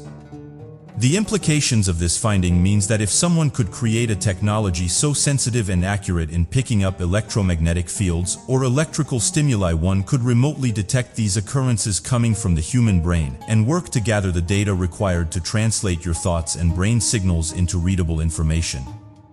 If we take this theory of data retrieval from the brains of animals by sensing electrical impulses and changes in the electromagnetic field, then there is evidence of evolution granting this ability amongst life here on Earth. Given the fact that organism 46B is expected to live its entire life in a completely dark underwater environment, it's possible that the species could have evolved a complex form of electroreception for its survival. Squids are one of the very few species in the world that can camouflage and change the pigments of their skin so rapidly they can make a variety of colors. Additionally, the glass squid species is capable of using bioluminescence in a deep-sea environment. This is to stun fish and seemingly hypnotize them to be consumed. Given the depth and lack of light deep within the underground Lake Vostok, it's of a high probability that if large marine animals were to exist within the trapped lake, they would also possess evolutionary abilities to generate bioluminescence. Bioluminescence tied with a squid's ability to alter the color of their pigments of their skin could create scissor-inducing colors and shapes that could temporarily cause an individual to become hypnotized or undergo a seizure if looking directly at the creature. This could explain the hypnotic effects as reported in the leaked documents surrounding the creature. Given the lack of bones or large deposits of cartilage within an octopus, the species is capable of squeezing through small openings and shrinking their body down to impossible sizes. In fact, a 600-pound octopus is capable of pushing through its entire body through a hole the size of a coin, as long as an opening is large enough to allow the creature to fit its beak through. It would travel through the opening with relative ease. It's for this reason that the claim of a shape-shifting abilities of Organism 46b are realistic to the species. Additionally, a borehole the size of 123 millimeters would have been more than enough of a size to fit its body through if it was to make an attempt to reach the surface of the glacier. If the claims surrounding Organism 46b are to be believed, the creature has the following abilities that have allowed it to take down individuals with an incredibly short span of time. Shapeshifting, hypnosis, camouflage, colossal size, ability to shrink, telepathy and large quantities of toxin. Given its danger and efforts needed to be contained by the Russian Federation as claimed by the leaked document, this could very well mean that Organism 46b is one of the most dangerous creatures naturally living on planet Earth. Its ability to be weaponized for future efforts also seems to be a very real possibility given the claims of the leaked document and other rumors that have surfaced surrounding the creature. For these reasons, Organism 46b has been given a red status. Over the years, many people have made some interesting discoveries, with the majority of these being easily explained. However, every so often there is a discovery that doesn't get explained right away. This is what happened when hundreds of ancient skeletons were discovered inside this lake. Going back in 1942, a British forest god in India made a worrying discovery. While exploring a region tens of thousands of feet above sea level, they came across a small lake and so decided to take a closer look. The weather for this time of year was different in the fact that ice had melted, and it soon revealed what it had been hiding. Inside the lake was hundreds of ancient bodies, and one thing that was obvious is that something horrid had happened.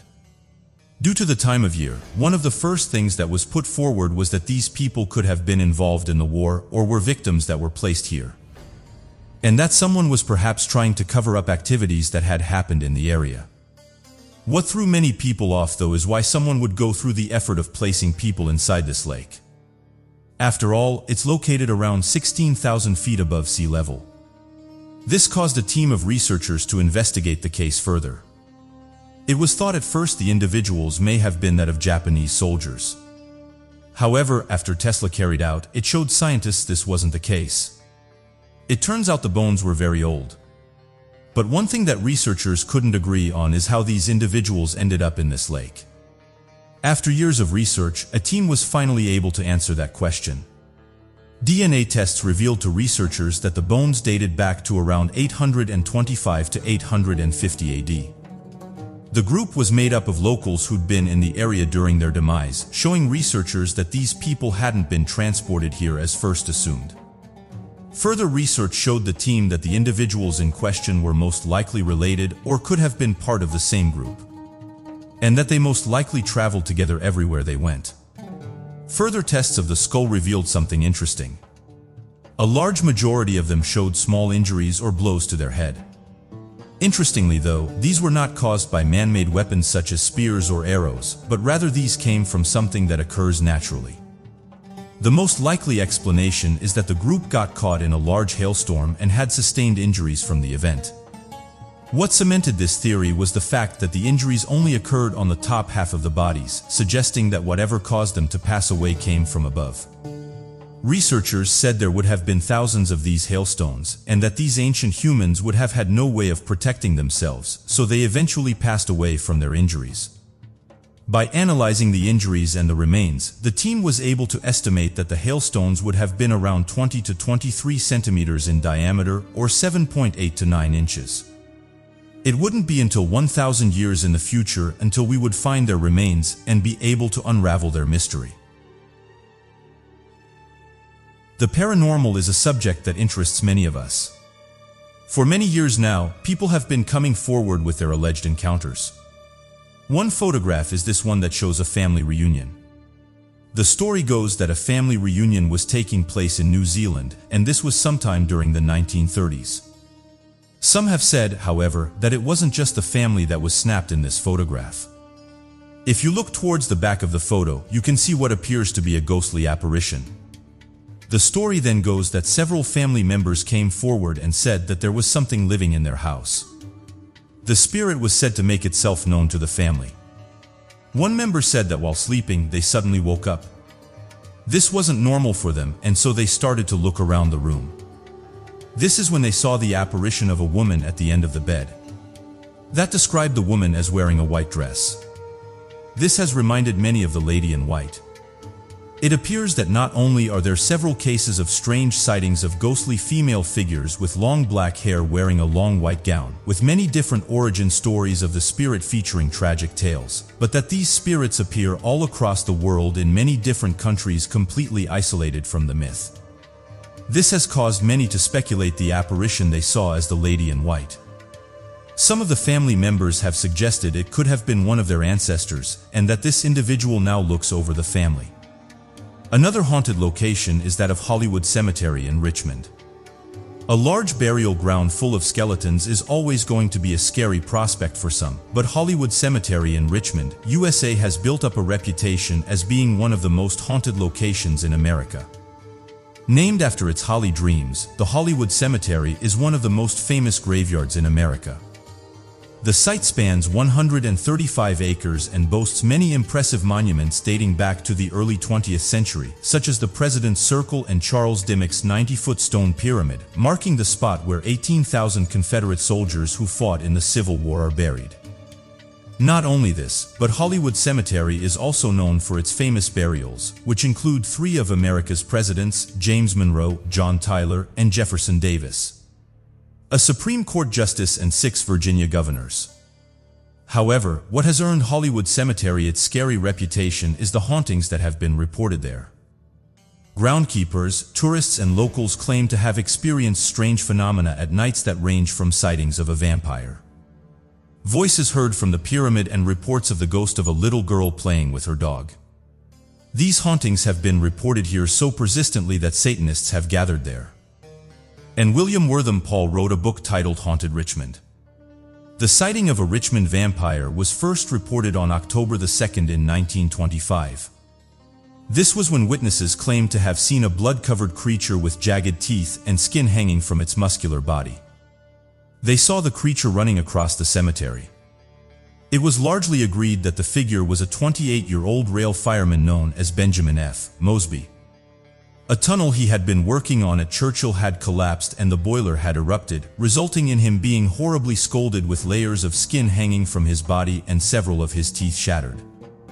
His damaged body matched the reports of the supposed vampire, and it was believed that people had witnessed most of these last moments as he desperately ran for help.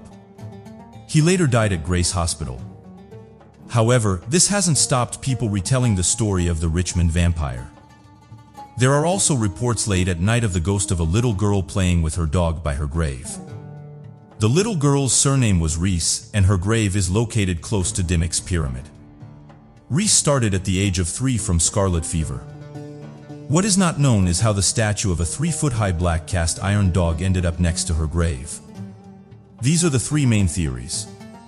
The first is that the girl's family wanted the dog to watch over their daughter in the afterlife. The second says that to save their assets, her family put the statue near her grave to prevent it from being melted down, and the third tells of an anonymous shopkeeper, remembering how much Reese had loved the dog perched in the front of his store, decided to leave the statue to her. Whatever the reason for the placement of the dog, people who visit the grave have reported hearing it barking or growling. Furthermore, grounds crew have described how when they pass by the dog it's pointing one way. and when they return it's pointed in the other. A third report is voices being heard that appear to come from Dimek's pyramid. As previously mentioned, the pyramid was built to honor the thousands of Confederate soldiers buried in the cemetery. However, since its construction, soft moans have been heard coming from around and inside the pyramid early in the morning and at dusk. People have also reported coming into contact with cold spots at various corners of the pyramid. This has led some to conclude that all the noises are coming from all the unidentified soldiers who rest their spirits trapped in the pyramid. Another theory is that these voices come from the workers who lost their lives when the Churchill Tunnel collapsed. While record keeping on the crew wasn't detailed, at least one or two of the 200 or so laborers inside were buried alive. Attempts to recover the bodies were quickly abandoned and they remain buried inside the tunnel. Another mysterious location is that of Squires Castle. Squire Castle is known to be one of Cleveland's most picturesque locations. Sitting grandly in Wilbura Hills, the views from the castle are beautiful. Its front yard is a huge grassy field and its backyard is a mountainous incline. But it's not just the brilliant views that draws the thousands of visitors each year. It's also the reports that Squires Castle is haunted. Interestingly, Squires Castle was never meant to be a castle. The wealthy and recluse Fergus B. Squire was vice president and general manager of the Standard Oil Company. He decided to build a 525-acre residential compound called the River Farmers' Stane, and it was to be accompanied by himself and his wife, Rebecca. Squires Castle was actually intended to be the residence for gatekeeper of the River Farmers' Stane, which was never built. It's believed Squire gave up on the construction project because his wife Rebecca hated the idea of living in the country. Squire sold the property to a private developer and relocated to Wycliffe, where he built the massive estate of Cobblestone Garth. Before moving, Squire and his family used the castle as a weekend retreat. Though only intended for a gatekeeper, the place still boasted several bedrooms, living areas, a large kitchen, and a library. It was at this location in 1920 that some believe Squire's wife lost her life. The story goes that Rebecca woke one night during a storm and went downstairs to investigate.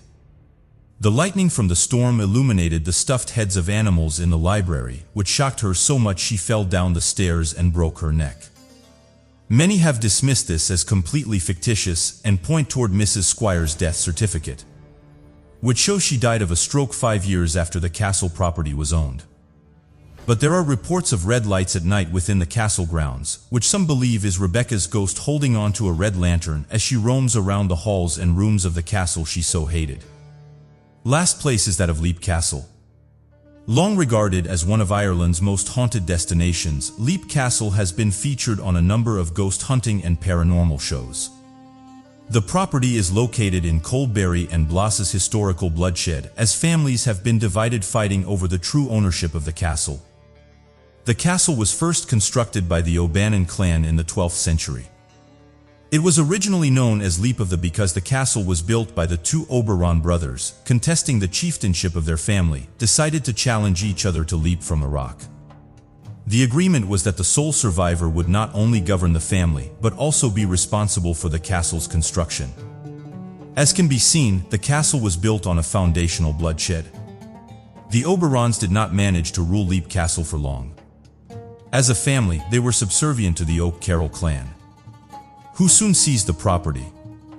The O'Carroll clan had a reputation of being ruthless and fueled by greed and power, so when the chief of the family died without specifically naming which one of his sons wanted to be a successor, Leap Castle was once again the site of a brotherly feud.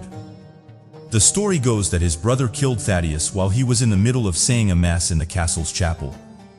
The chapel became known as the Bloody Chapel, and it's said that you can still see Thaddeus' spirit roaming around it later in the night. Under the O'Carrolls, Leap Castle reportedly became home to many massacres. During renovations of the castle in the 1990s, a secret dungeon was discovered that contained human skeletons and wooden spikes. It's believed the O'Carrolls would have used the wooden spikes as a method of surprise attack for unsuspecting visitors to the castle. One of their most wicked crimes was towards the McMahon family. The McMahon family were invited to a dinner to celebrate their victory over a rival clan of the O'Carrolls. However, rather than thank the McMahons, the O'Carrolls poisoned them. Alongside Thaddeus Spirit, the McMahon family are also said to haunt the grounds of Leap Castle.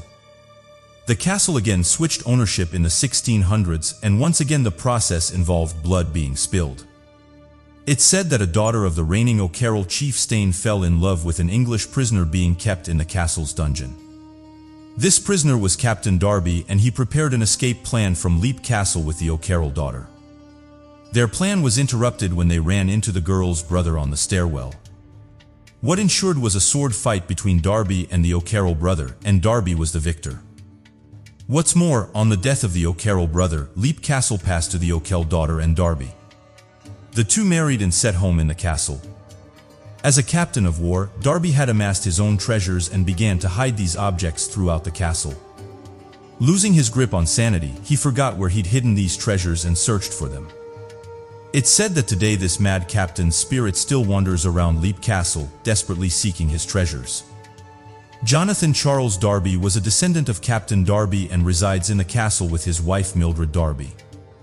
Mildred was a writer who underwent the pseudonym of Andrew Mary and wrote many Gothic stories.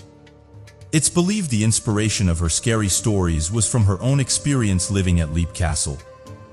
In her personal letters, she writes of explaining a supernatural entity she refers to as the thing and the elemental. She writes of feeling a hound on her shoulder and turning around to see a gaunched shadow, an inhuman being. This being smelt like a decomposing corpse and immediately caused a deadly nausea to Mildred. Alongside it, there have been many sightings of a red lady walking the halls holding a dagger. The story behind her dates back to when the O'Carrolls held Leap Castle. She was thought to have been a prisoner who was used by the O'Carrolls. When she became pregnant and gave birth to her baby, her child was murdered with a dagger. Unable to cope with the loss of her child, the lady in Midi grabbed the dagger and took her life. Her spirit now roams Leap Castle looking for the men who killed her child.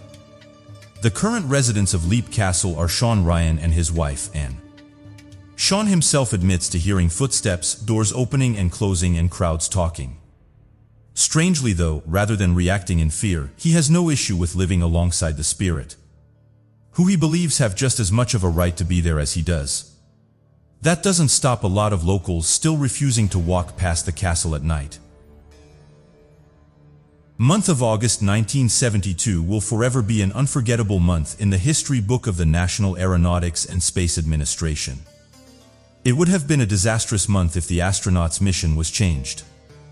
This event occurred in the month of August 1972.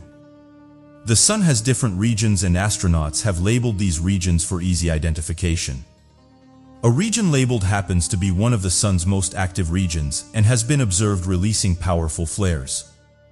Luckily, the researchers were quick to discover these powerful flames, and according to the researchers, that was an unusual occurrence, and such an incident was not expected to occur at the McMath region. The region released one of the most strongest flares observed by humans, and those flares were tagged as the X-class flares. All these were reported to have happened on the 2nd of August in the year of 1972. The following day, which was the 3rd of August, the X-class flares made the speed of the solar winds increase between 270 miles per hour to 363 miles per hour. Another effect of the solar winds was the production of a shockwave. By the 3rd day, right up to the 6th day, the Sun had released a gamma-ray light, first of its kind in the history of the Sun. This emission made protons travel to very high energy within the region of McMath 11076. The most surprising part of this was the fact that environmental forecasters from the Space Environment Services Center had warned against this disaster. With the aid of their advanced technology, the forecasters had issued a warning on the day the X-class flares were released, saying that the Sun might release powerful flares that may affect the Earth. The whole world believed their words on the 3rd of August when auroras were seen in America. This effect attracted the attention of big media firms who broadcasted the news. Some of the events that happened due to the solar flares were a surge in voltage, which a cable network AT&T reported in Chicago. There was a shutdown in telephone services in Iowa. Apart from America, the Canadian government also reported that solar flares had damaged a lot of their system components and telecommunication. All of these wouldn't have mattered if astronauts were in space during the solar flares. The National Aeronautics and Space Administration released a statement that the storm happened without any casualties. It was reported that the Apollo 16, which was part of the 2 Apollo missions, had less space for Earth. And luckily, this was 3 months before the storm. The second Apollo, Apollo 17, was scheduled to travel in December, so the storm had occurred at just the right time. NASA further explained that if any of the Apollo crew were in space when the storm happened, the radiation that person would be exposed to would have been 10 times the amount of radiation a human was meant to experience in their lifetime. This has made NASA start devising means of building a modern spaceship in which if such flares were to happen again and an astronaut is caught in between, there would be little or no effect on the astronauts. One interesting story that's been reported is that the moon rang like a bell during Apollo 12. Over the years there have been reports that the moon does have its very own sound, with few astronauts coming forward and describing what they heard while close to the lunar surface. A particular set of astronauts were on a mission in space between the year of 1972 and 1977. Between these years, astronomers installed ground motion instruments, known as seismometers, on the moon so they could have recordings of the moon's activities. This included things like shakes, and these occur when energy is released on the surface of the moon. The seismometer recorded the moonquakes, and the report came out that the moon makes a sound that can be likened to a bell. This report by the astronomers backs up the report by the crew of Apollo 12. And the early months of the year 1970. History has it that Apollo 12 crashed a spacecraft onto the moon's surface. When energy is released, it causes the moon to shake. The Apollo 12 team reported that the crash led to the ringing on the moon and that this happened for around an hour. This ringing was first reported by Apollo 12, and they said it sounded like a bell. The sound of the moon soon brought forth many questions. One of those is the moon hollow? When Apollo 12 first heard the sound of the moon, they claimed it may have been because of this reason. Ever since the moonquakes in the year of 1972, it's been estimated that 28 moonquakes occurred before the end of the year in 1977. This was reported by the astronomers after they collected the data. All the shakes on the moon came with a sound, and the sound was not different from each other. Is one of the reasons why the Hollywood theory started to take off. The presence of moonquakes was a sudden finding from seismometers put on the moon by Apollo astronauts from 1969 to 1972. In the course of the Apollo 11, 12, 13, 14, and 16 missions to the moon, astronauts set the seismometer instruments on the surface of the moon. Aside from the Apollo 11 seismometer that functioned for only 3 weeks, the remaining 4 seismometers were able to document almost 30 shallow moonquakes between 1969 and 1977. The quakes on the moon fluctuate between 2 and 5, meaning that it's between very minor to moderate. These instruments worked perfectly until they were turned off in 1977. 4 categories of moonquakes were recorded by the instruments, and they are as follows. Which are as a result of Earth's gravitational tug on the moon's interior, around 434 to 700 kilometers from the surface, which is similar to how the water on the Earth brings about tides due to the moon's gravitational pull. Meteorite impact on the moon, thermal moonquakes caused by the expansion of the moon's fragile crust after it experiences sunlight after 2 weeks of the lunar night. Shadow moonquakes occur between 50 to 220 kilometers. Or 31 to 155 miles beneath the moon's surface. A recent discovery shows that the major reason for the moonquakes is because the moon is shrinking. Just as a grape shrinks to raisin, the moon's surface also crumbles, but the result in the surface differs. Unlike the grape, the fragile moon's surface crust breaks, causing one segment of crust to be pushed up over a neighboring pond. The cause of the shrink is linked to the cooling of the interior, which has caused the moon to have diminished by 50 meters for hundreds of millions of years. Another interesting discovery is that of ultra-diffused galaxies. When galaxies come together, they are referred to as the Virgo cluster. Thousands of galaxies form together in what is termed Virgo cluster. Approximately 1,300 galaxies are found in this space. In these clusters, they are grouped into low-luminosity galaxy and high-luminosity galaxy. Under the low-luminosity galaxy is another galaxy referred to as ultra-diffuse galaxy. This galaxy with an extremely low luminosity was first discovered by 2 astronomers in the year of 1984. The astronomers said there is a gas involved in the formation of stars, and this gas was lacked in ultra-diffuse galaxies. Ultra-diffuse galaxies vary when it comes to the presence of dark matter. Some of the galaxies have dark matter in abundance, or some have no dark matter at all. Apart from the Virgo cluster, there is the Leo cluster and the Coma cluster. The ultra-diffuse galaxy could be formed when galaxies collide together, and this collision would then affect the youngest of the galaxies as the gas contents would be lost. This loss of gas would then lead to galaxies with low brightness on the surface, and this is believed by some astronomers as the origin of ultra-diffuse galaxies. Common clusters has around 1,000 galaxies in it, and the ultra-diffused galaxy is one of them. This cluster made researchers realize that the lack of gas from the ultra-diffused galaxy is due to another cluster environment. The galaxy is stripped of the gas. There is a particular galaxy cluster that stands out from the rest due to its large group, and this galaxy is the Milky Way. This cluster is formed by galaxies of different sizes, densities, colors, and brightness. In this group, the ultra-diffuse galaxy is very faint. This made astronomers come together from different parts of the world to determine what happens when ultra-diffuse galaxies find themselves in less clustered environments like the Milky Way. The research by the astronomers showed that ultra-diffuse galaxies are unloaded support at the center of the galaxy. This is when they find themselves in the midst of a clustered environment. Another finding is that their absence from the center of the cluster makes them younger and reduces or removes the interstellar gas. This will prevent ultra-diffuse galaxies from producing new stars at the center of the cluster. The International Space Station is one of the most impressive man-made objects. Only a few have been able to call this place home. It's a staple that shows what humans can achieve when we work together. There's various International Space Station cameras that give the public a chance to look out into the cosmos. A question that many are asking at the moment, though, is what's going on with the International Space Station. Various cameras are picking up mysterious objects. A new video was taken by some Uncle Crystal. She managed to record strange objects coming into view on one of the cameras. She said the following about the video. "Last night I took these videos of the live feed from the ISS. Everyone is saying they're satellites. They were visible last night. However, they are seen in a straight line with some distance between them. This is looking past the Earth, but you can see some weird flashes of light in the center of the screen.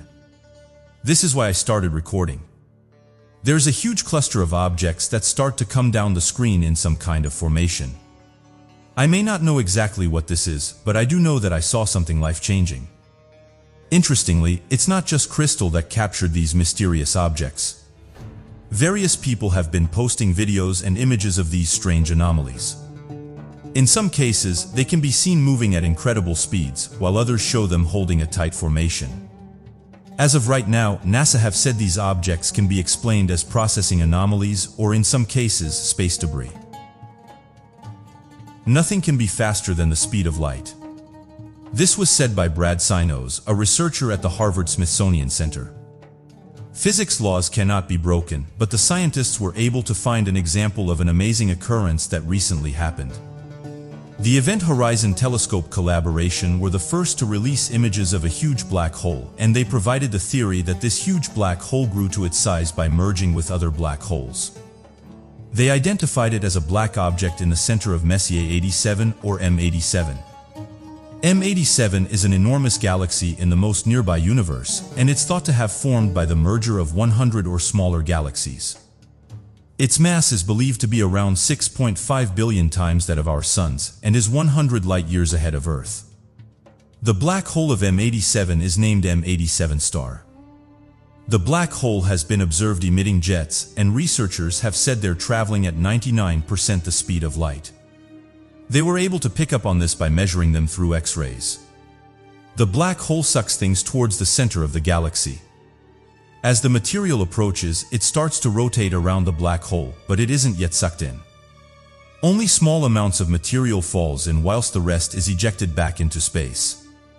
The ejected material takes the form of a jet that follows magnetic field lines.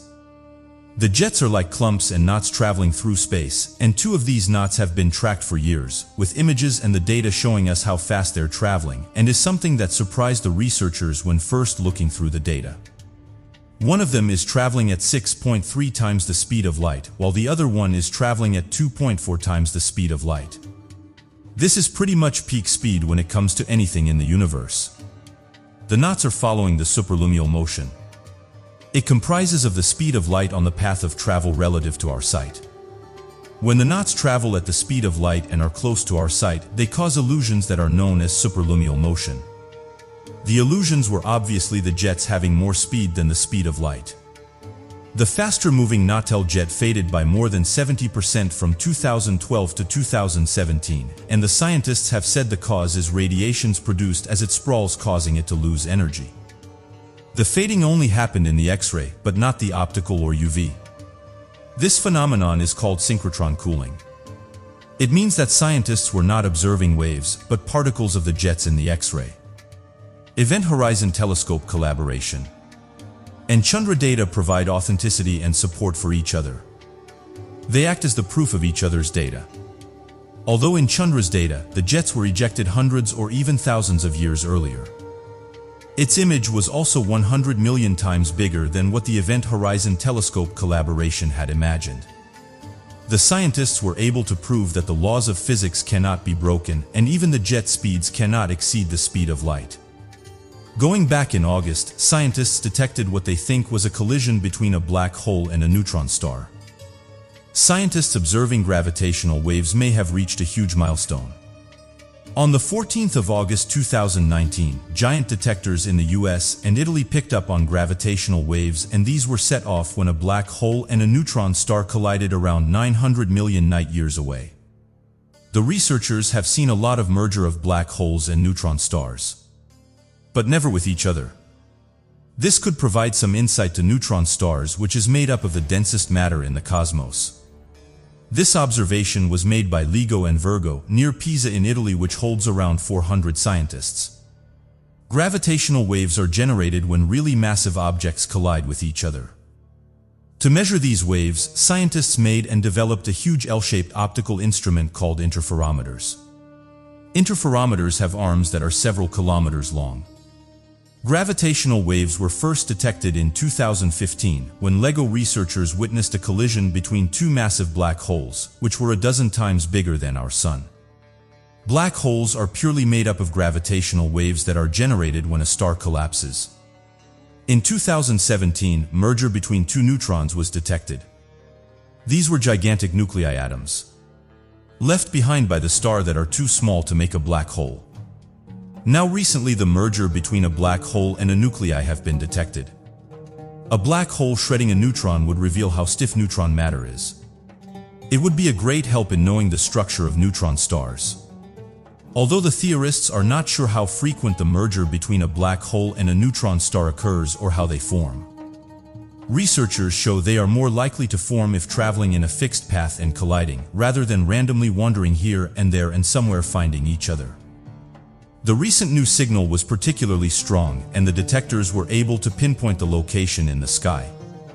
This shows how much the detectors have improved and can work efficiently. As there is no optical counterpart present, the identification of the objects depend entirely on their masses, which the researchers find through gravitational waves. Many scientists have argued and are debating on the mass of a neutron. Many have agreed that a neutron cannot exceed the weight of 2.2 solar masses.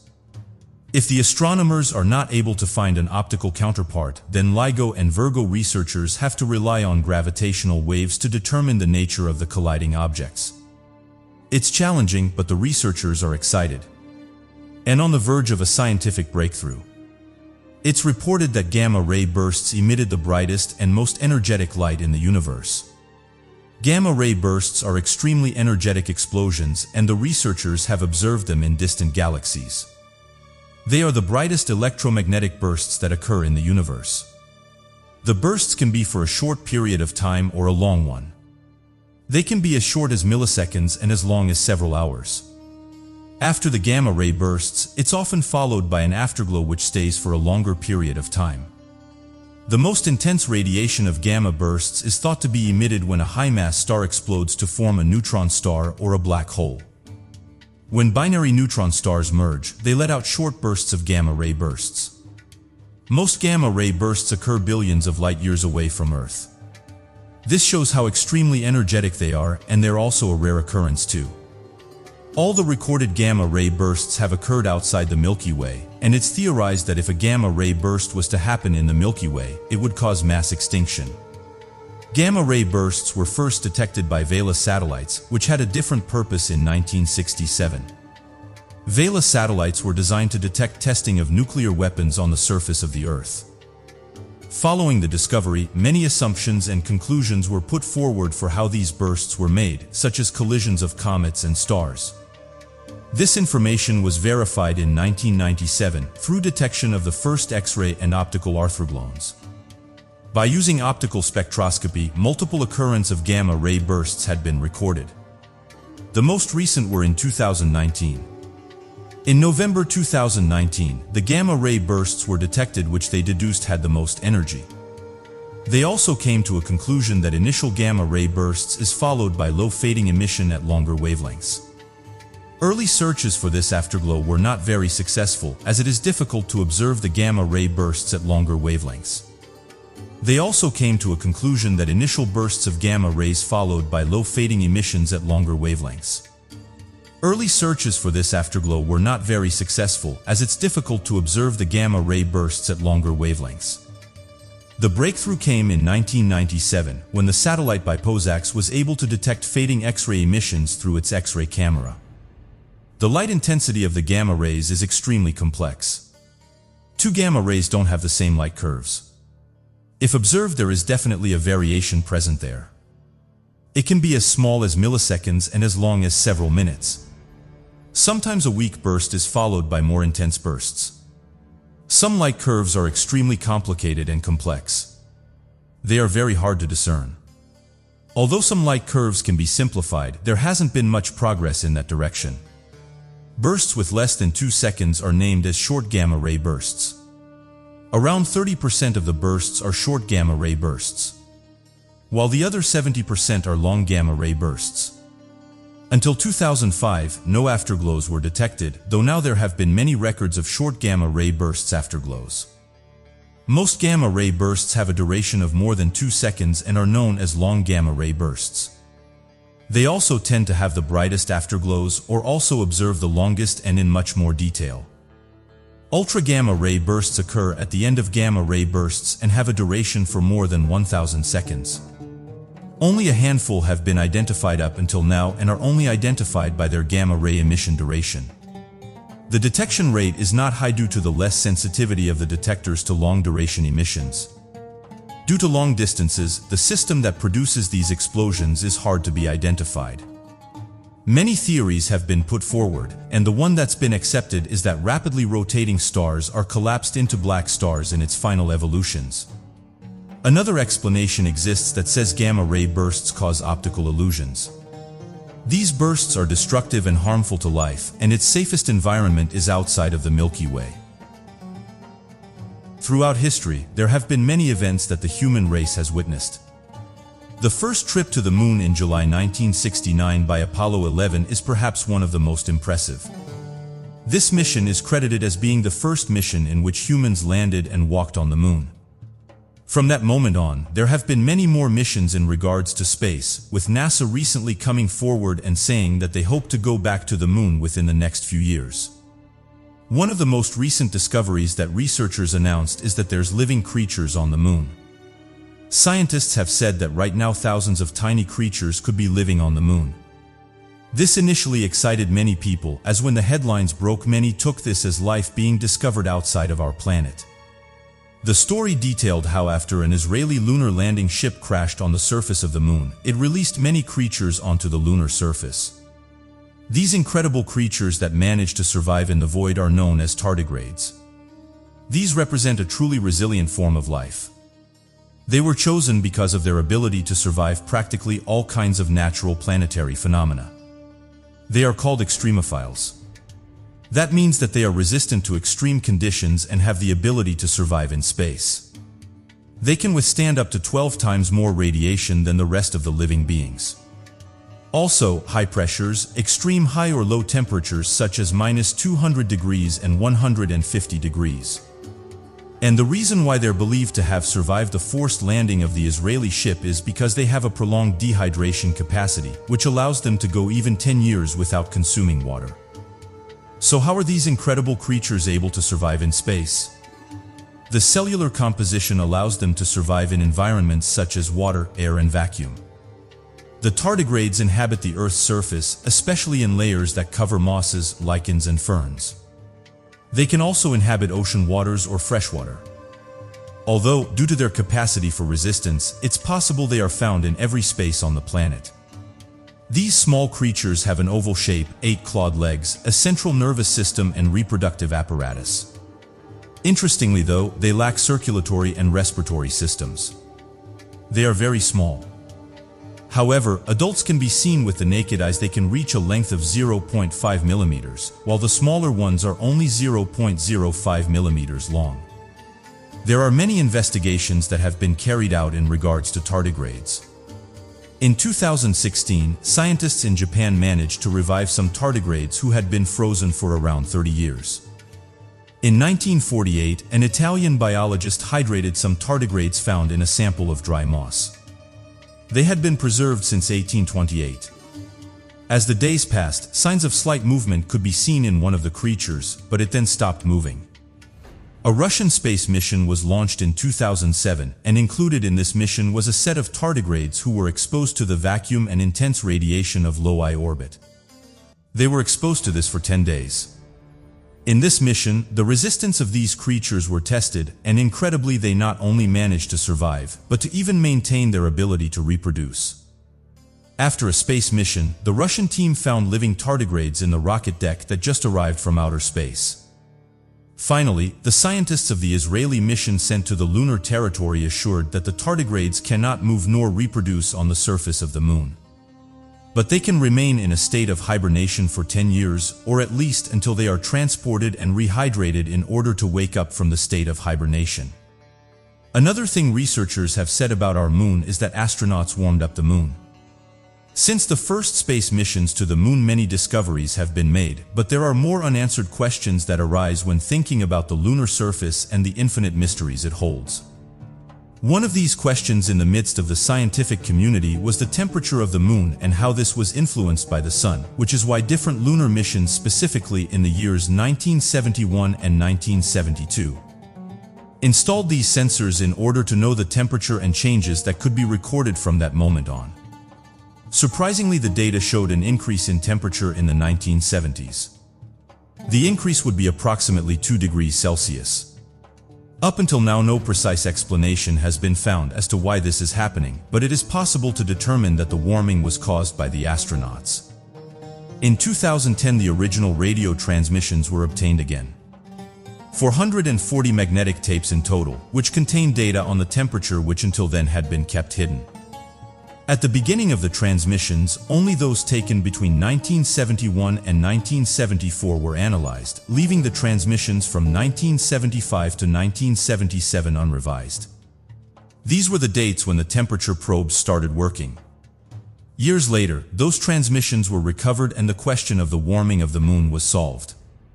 The answer to that question was that as time went on after the astronauts had been to the moon, the heat spread from the surface to the interior, something that is not very normal.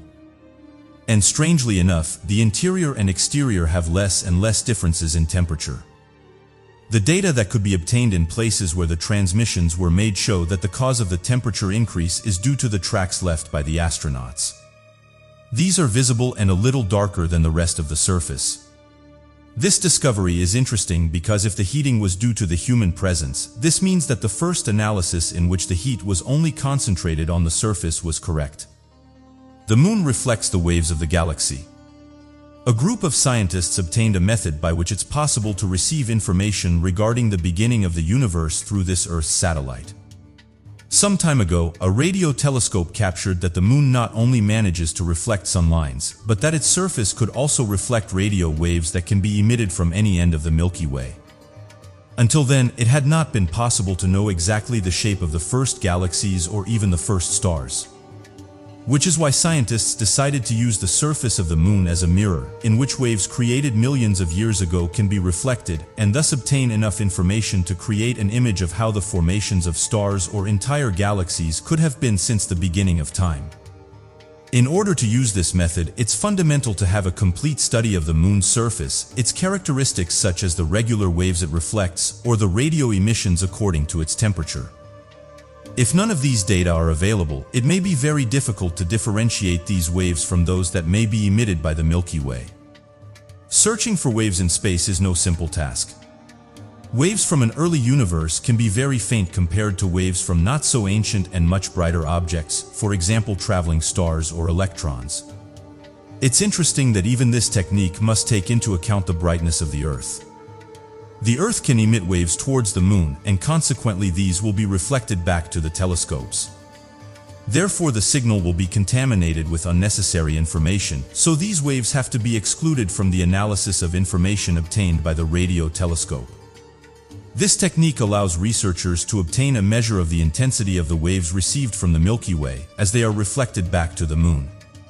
Finally, there is still much more we can discover about the moon. We only need to pay more attention and spend more time observing and studying this incredible satellite, which seems to have some great secrets. For many years, humans have looked up to the moon and wondered how it was formed. Right after the Sun came into existence billions of years ago, other planets in the solar system began to take shape. However, the moon was not formed until hundreds of millions of years later. Scientists have debated the origin of the moon, and while some of these theories are still regarded as potential answers, other theories have been thrown out the window over time. Three major theories on how the moon was formed are the giant impact hypothesis, the co-formation theory, and the capture theory. According to the giant impact hypothesis, a Mars-sized body called Theia crashed into the Earth around 4.5 billion years ago. The debris from the collision combined into a solitary round body orbiting the Earth and eventually made the moon. The co-formation hypothesis states that the moon formed in orbit around the Earth at the same time the Earth was formed. In 2012, it was suggested that the Earth and the moon were formed at the same time after a collision caused by two huge bodies. The capture system theory looks at the moon being formed somewhere within the solar system before it's snatched by the Earth. This theory may explain the difference in the composition of the Earth and the moon, but most captured bodies are not spherical in shape like the moon. During the early years of World War I, there was a sighting of a strange monster out in the open ocean that would later be referred to as the U-28 creature.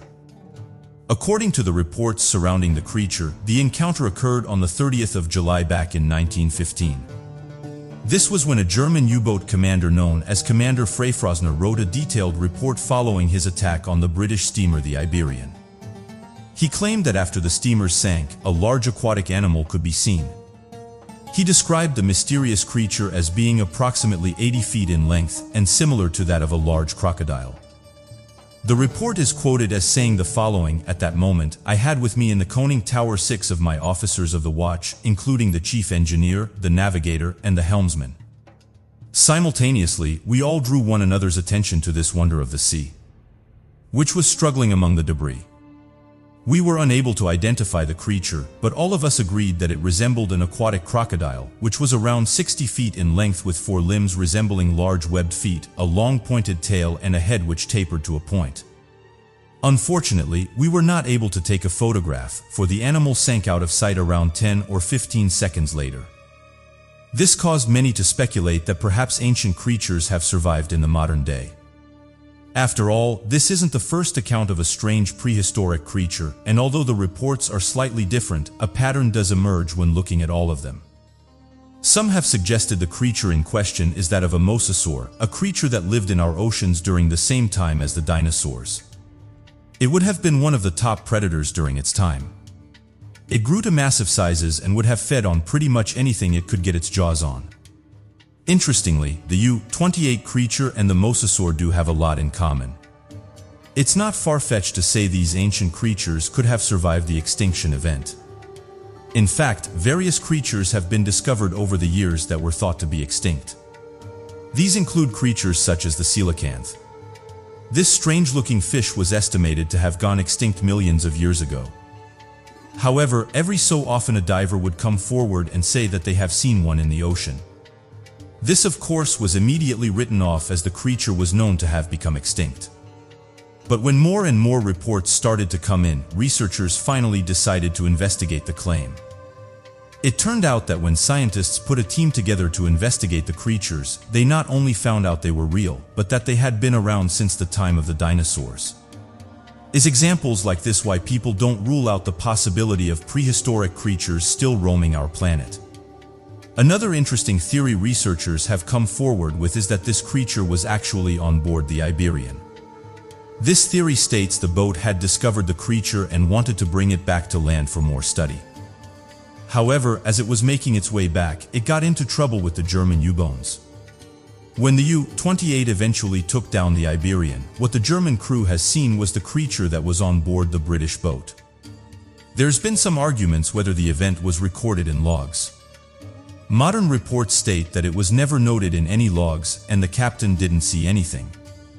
However, other theories state the captain told the crew not to talk about what they had seen, with others saying that even if it was noted down, the evidence would have most likely been taken away immediately, as any proof of cryptids or other life forms is usually covered up. As with most of these events, as time has gone on, it's become harder to know the truth. One eyewitness who did see the event never talked about it openly, which some say proves that he did see the creature. He feared that if he did come forward with the information, he would have most likely been fired. As of today, the mystery behind the U-28 creature's story remains a mystery, and it's unlikely we'll never know what truly happened on that day. Another interesting ocean discovery was made a few years back. Going back in 2016, a strange and unexplainable deep-sea anomaly was discovered. Spotted using state-of-the-art satellite information, there appears to be a massive pyramid construction underwater that completely dwarfs the size of the pyramid seen at Giza. It appears the structure seems to be somewhere around 3.5 to 11 miles across, and looks to be resting in a large area of underwater terrain in the Pacific Ocean. Many can view the mysterious structure using Google Earth satellite images, and this is done when looking at the coordinates 12 degrees north and 119 degrees west. The discovery of the object was made by a researcher located out of Argentina. He claims the structure could be evidence of the formation of ancient civilizations long before man was supposedly capable of roaming the planet, and that at a different time in Earth's history could have experienced a change in tide that would allow the construction of this monstrosity. His theories, however, have not prevented a wide range of theories from forming in various communities. Many believe that it could very well be a possibility that the structure isn't that of a large underwater pyramid, but that of a secret base inhabiting the ocean floor. Many have often referenced the existence of strange sightings of unidentified submerged objects, or that of UFOs exiting from under the ocean and shooting off into the sky. Given the structure's massive size, sudden appearance, and strange artificial shape, this has led many to believe that the object is shrouded in mystery. Interestingly enough, other researchers have picked up on the discovery. As of right now, though, it's not entirely known what the object is, and although various theories have been put forward, no one can explain the true nature of this bizarre anomaly. Another mysterious creature is that of the Cadborosaurus. Cadborosaurus, also known as Caddy, is an alleged sea monster. The creature is said to inhabit British Columbia along with various other locations in North America. Those who have witnessed the creature describe it as a long serpent-like creature with large flippings. The head of the creature is debated, with some saying it has a camel-like head while others say it has more than ancient marine reptiles. Guesses for its length vary, with some believing it's relatively large, ranging from 35 to 80 feet in length, with other reports coming in that it's closer to 20 to 30 feet in length. What's interesting is that it's one of the most witnessed cryptids. It's been estimated there's over 350 reports of this creature in the last 85 years. One of the first reported sightings of the creature was made back in 1933. It was made by a man and his wife who were on a cruise at the time. The wife is said to have got the attention of her husband because she saw something strange in the water. After observing the creature for several minutes, they realized it was something they hadn't seen before. They described it as looking like a serpent and having the head of a camel. The next sighting happened in 1934. This was when two government members witnessed the creature making commotion in the water. Again, they described it as being serpent-like with a camel head. By this point, the creature started to become known. The next reports were by that of two fishermen who encountered the creature in a bay. What was different about the sighting, though, was that two of the creatures were observed.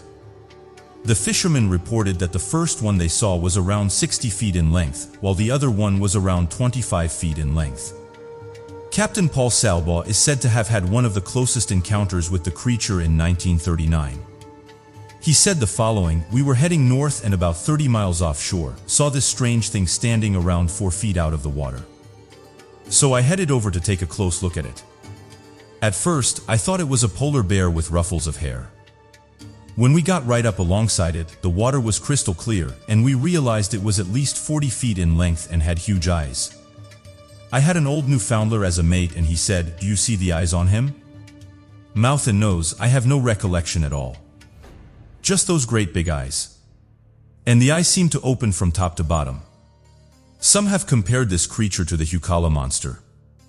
Over the years, though, sightings still come in from the creature.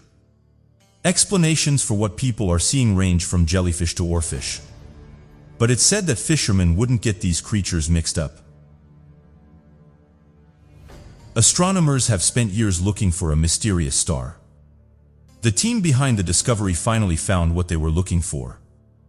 It's been described as being the shape of a teardrop, and it's said that it only pulsates on one side. This star's official name is that of HD 74423, and thanks to NASA's Transiting Exoplanet Survey satellite, researchers were able to find out more about this mysterious celestial object. The test data showed scientists the star is around 1.7 times the mass of the Earth's sun. The reason behind its strange pulsating is said to be because of a nearby star. Astronomer Don Kurtz from the University of Central Lancashire in the UK said the following: "We've known theoretically that stars like this should exist since the 1980s. I've been looking for a star like this for nearly 40 years, and now we have finally found one." As mentioned, these types of pulsating stars are not anything new, and researchers have known about them for a while now. In fact, studies within our very own solar system shows that our sun does pulsate every so often. The reason HD 74423 pulsates the way it does is because of a nearby red dwarf. It flies around the star every 2 days, and this causes a strong gravitational pull, causing HD 74423 to take on this strange shape. A study based on this research can be found in the Journal of Nature Astronomy. One of the most interesting discoveries of recent months has been that surrounding the discovery of many new exoplanets, and this again was by the Transiting Exoplanet Survey satellite.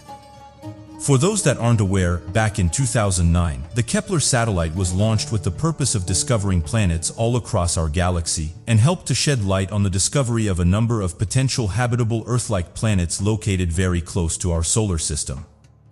This mission proved to be such a success and at the center of a number of incredible discoveries that this led to the creation and launch of another satellite system known as the Transiting Exoplanet Survey satellite.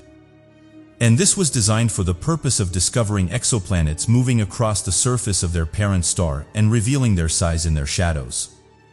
Despite this new state-of-the-art system having been launched back on the 18th of April in 2018, it's already made a number of exoplanet discoveries in recent months.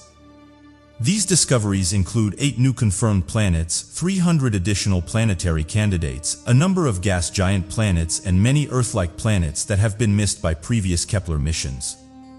Additionally, these new discoveries have allowed the new revelation that for a planet to form similar to those of Jupiter, it must have an orbit that has been disturbed, allowing it to form to such a massive size, providing new insights as to exactly how gas giants are formed in the universe. At the rates this new satellite is discovering undiscovered planets, it will surely pass the Kepler satellite in a few years, as well as lead to a number of incredible insights and discoveries in the academic field. It's discoveries like these that show us how truly vast the universe is. Every other week, scientists and researchers are making new incredible discoveries. It's been estimated by scientists there's around 3,000 human-made satellites in orbit around the Earth. After the Soviet Union launched the very first artificial satellite into orbit in 1957, various countries around the world have sought to compete, and satellites today are now used for communication, navigation, and exploration. One mysterious satellite that's been capturing people's attention for many years is the Black Knight satellite. The Black satellite is considered by some to be an object that's very old, saying it's been above our planet for a long time now. No one knows its true age, but some have said it could be thousands of years old. This mysterious satellite has been featured in the media since the late 50s and has become one of the most talked about objects in Spain. One of the first people to allegedly pick up on the object was that of Nikola Tesla, a Serbian-American inventor who would change the world we live in. At the time, his unique mind wasn't appreciated. It's only been in the years following his death that people respect what he was trying to achieve. Nikola Tesla wasn't one to shy away from electricity and being able to harness it. Anti-gravity technology and something that became known as the ether. He would talk about it for length and believe that he could tap into it and use its abilities to create a future in which magical devices could exist and change the landscape and powers of humanity overall. It was allegedly reported that Tesla was able to intercept a signal unlike any natural sources from Earth, such as electrical storms that he had already investigated in his experiments. He reported this mysterious signal was coming from an outside intelligent source. And some have suggested that what he was picking up on may have been the Black Knight satellite. This photograph was recently published online, and some made the connection between this and the Black Knight satellite, with one person saying the following: if you look at both objects side by side, there's definitely things they have in common. I know some people have said this was a thermal blanket that was lost during a mission, but that isn't what we're seeing here. Out of the massive amount of space debris, we wouldn't be able to locate this object on various occasions. If it was as small as they make out, it would be very hard. This object is genuine and one that many of us find fascinating. One of the issues that some have pointed out, though, is it's tough to prove what this object actually is. There's even been some theories that have suggested this was an early satellite that's just been floating around in space. However, some have done some research and believe this photograph could be the real deal. This photograph was allegedly taken during the STS-8, which is noted as being the 8th NASA Space Shuttle mission, and interestingly this would have been captured in late 1983. Whereas the other blacklight satellite photographs were captured in 1998 during the STS-88. So this means this photograph was taken 15 years before the thermal blankets went missing on the STS-88 mission. So my question to you guys is, what do you make of the Black Knight satellite and this photograph in particular? Be sure to let us know your thoughts in the comment section below. Thank you for watching, and don't forget to subscribe for more videos. It's often a huge misconception that the ancestors of the past were overall less educated or incompetent compared to the people of the present. This statement could not be further from the truth, as archaeological evidence has shown that not only have our ancient ancestors made strides that we ourselves cannot replicate today, but they battled against the elements, disease, and the worst the world had to offer long before they were able to relax and enjoy the fruits of their labor. Just because these structures exist, however, it doesn't mean that researchers know how they were created, and today even some of the materials used are of unknown origin. One of these incredible civilizations is that of the ancient Egyptians. Pyramids have become known as one of the most renowned works of ancient humans. The most popular ones are found in Egypt, and the Egyptian pharaohs had them built for them. The pyramids are basically tombs for the pharaohs where they were buried along with their treasure. Traps were also set and different mechanisms were planted so that no intruders could steal their treasure. The method of burial was also strange, as they wrapped their bodies in badges and left them in altars. Pyramids are also considered one of the 7 wonders of the world, with the Pyramid of Giza said to be one of the oldest and largest pyramids out there. The Great Pyramid of Giza was made 4,500 years ago. And it's had a number of different mechanisms which have fascinated the archaeologists time and time again. The Great Pyramid had 3 swivel doors, and one of them is believed to have been a 20-ton swivel door. The mechanism of this 20-ton swivel door has surprised researchers, as it's not sure how they achieve this. There are many mysteries related to the pyramids, and some of them have only led to more questions being asked. It's estimated by researchers that around 5,000 pyramids may still be existing today. The stones that had been used to build these pyramids weighed between 5 and 10 tons, and to put that into perspective, that's heavier than an elephant.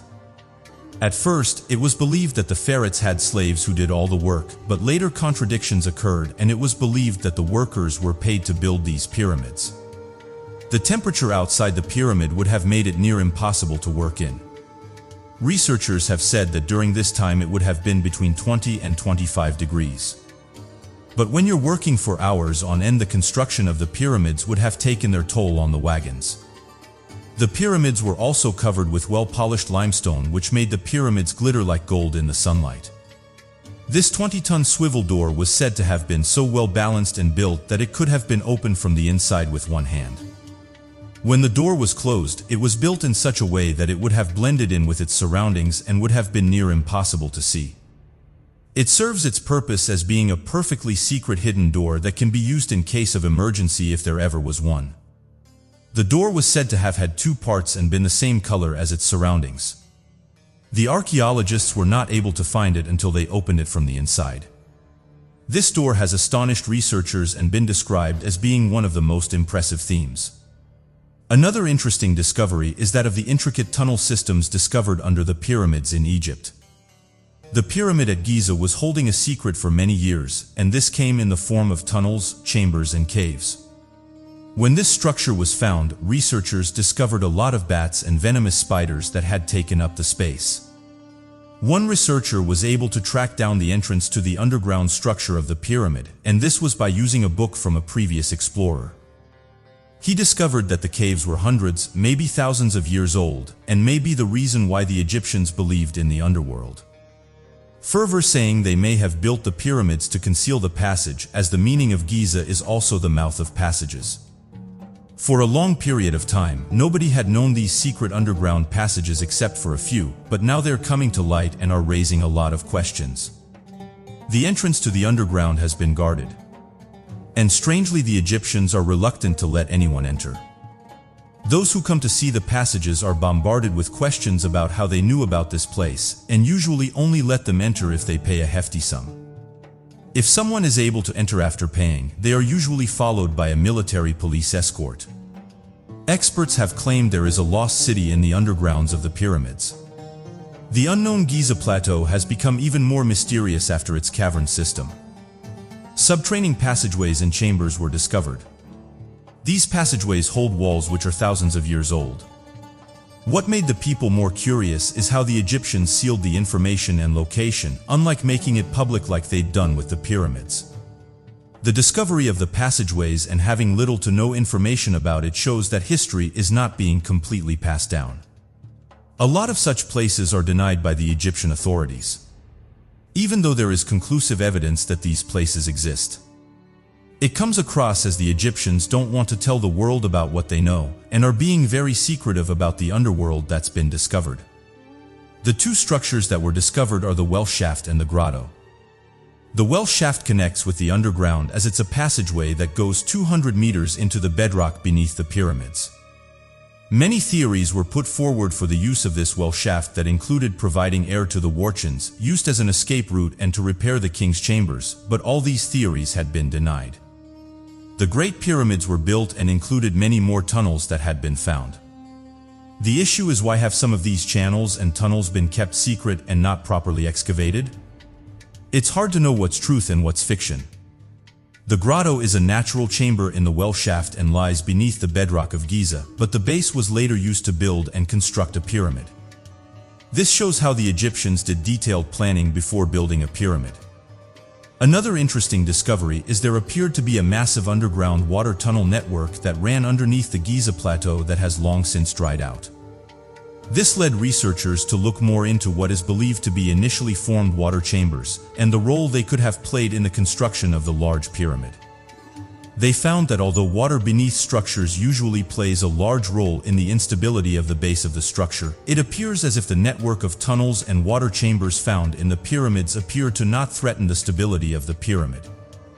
This led researchers to believe that the tunnels must have been accounted for in the construction of the pyramid, or possibly added after the construction with the pyramid's stability in mind. Still to this day, Egyptologists and researchers are completely unaware as to what the role of these underwater chambers helped to play in the construction of the pyramids. The next thing researchers have struggled to explain is that of the mortar used. It's been reported that the mortar is of unknown origin. Along with its design, the mechanisms used inside the pyramids have also left researchers astonished.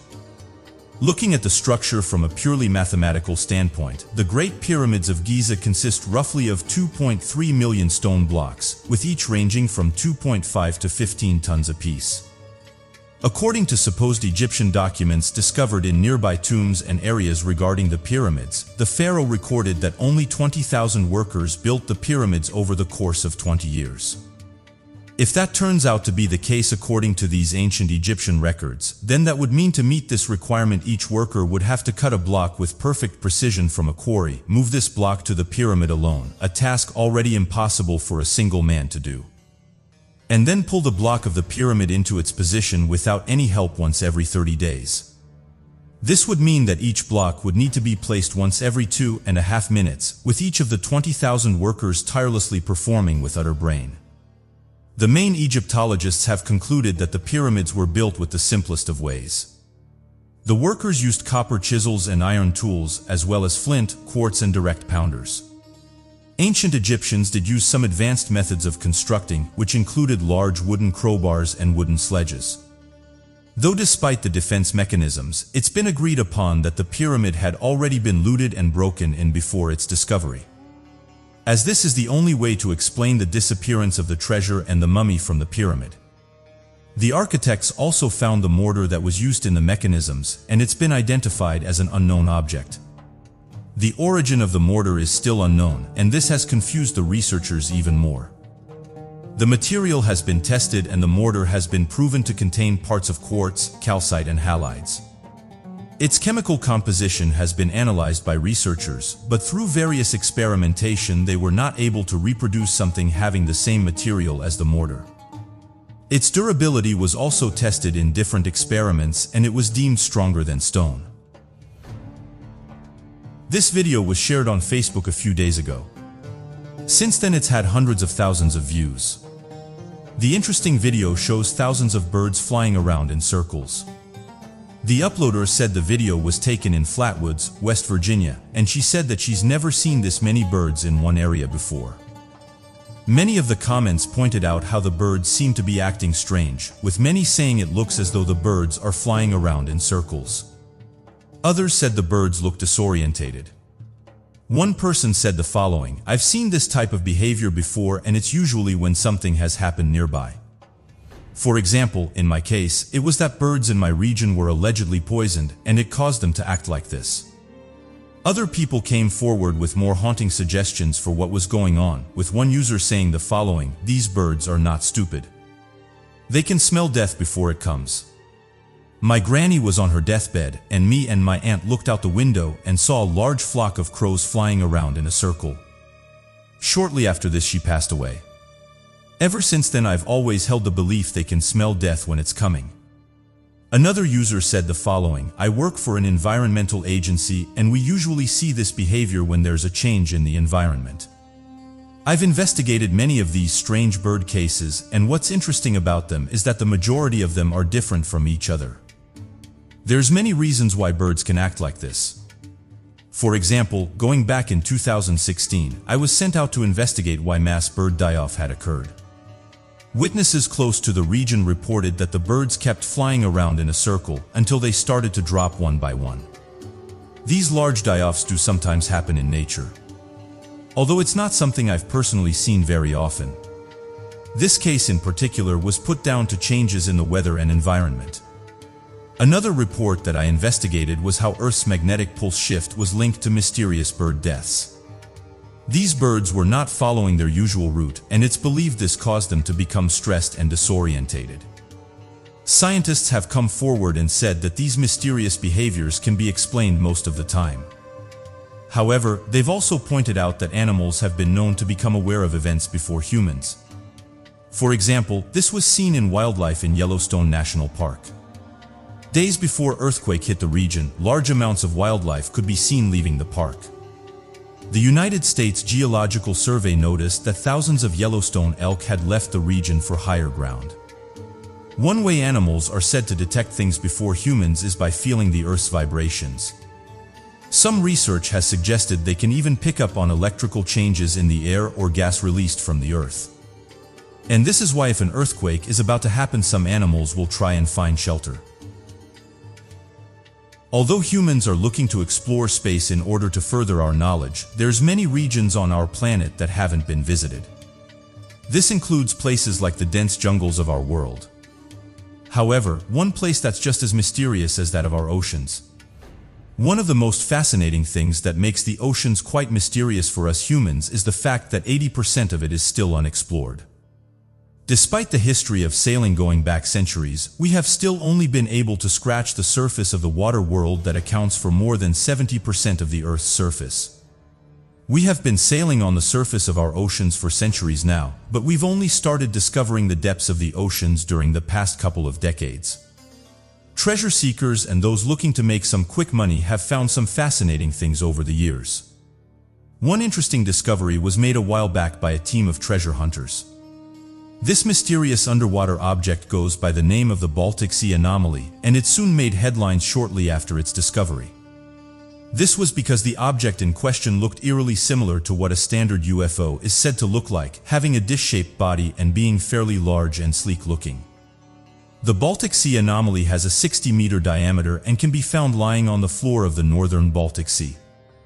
It was discovered by Peter Lindberg, Dennis Asperg, and their Swedish OceanX diving team back in June 2011.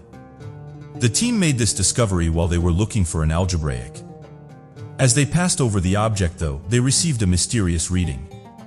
They'd never seen anything like this before and were very excited by what this object could potentially be. The group have described themselves as individuals who locate underwater treasure and bring it back to its former glory. They specifically specialize in underwater and historic artifacts. According to OceanX, the anomaly is around 3 to 4 meters thick and has an approximate diameter of 60 meters.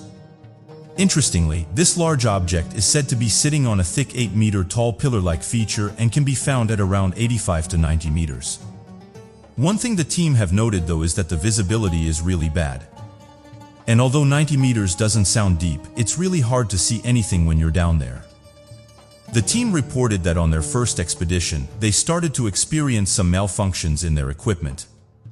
They didn't think much of it, but as they passed the object, everything started to work again as normal. Thinking this was just a one-off, they then went back over the object.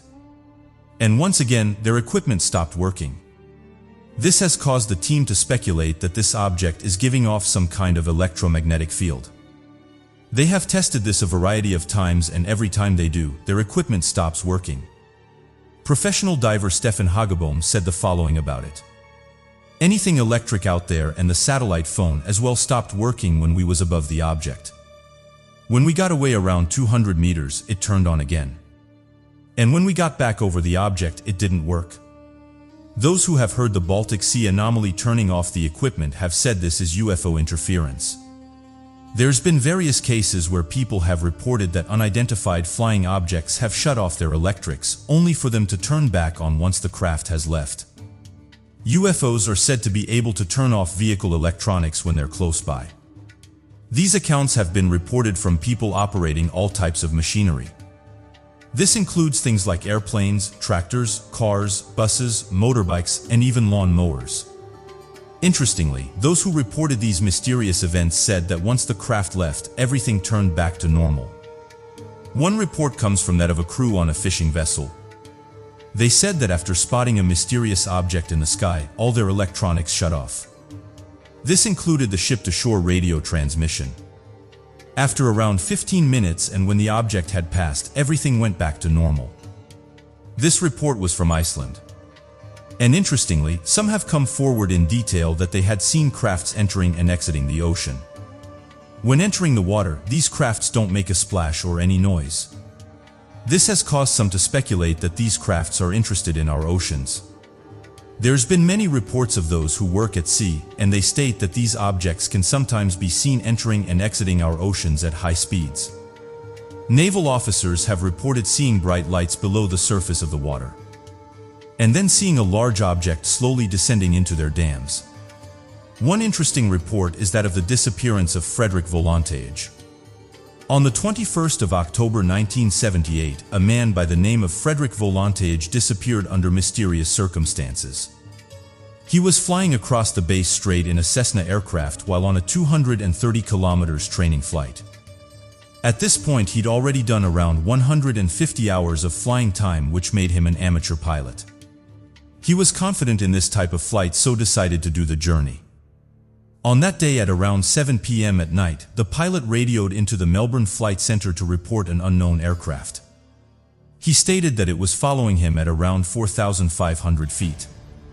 The service responded and told him that there was no traffic close to him at the time of the report. Volantage was adamant about what he saw, saying a sizable unknown aircraft was closing in high speeds, saying that it had mysterious flashing lights. He added that the aircraft that kept approaching him was metallic and shiny, with a green light on it. Minutes later, Volantage reported that he was having problems with the engine, and when the service asked him to identify the aircraft once more, he radioed it isn't an aircraft.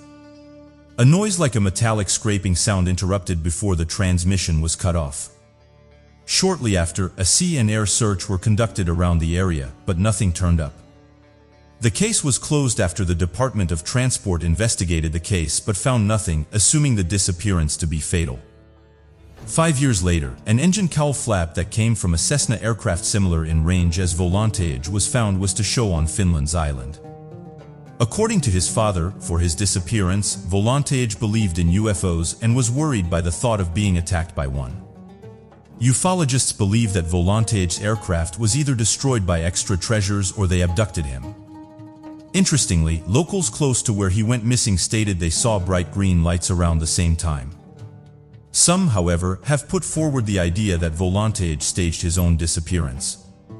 With all the theories surrounding the disappearance of Frederick Volantage, none have been able to give a solid answer for what happened. One of the places where many of these reports are submitted to is that of MoveOn. The Mutual UFO Network is a US-based company that helps people report their UFO sightings. A New York witness said the following about their encounter.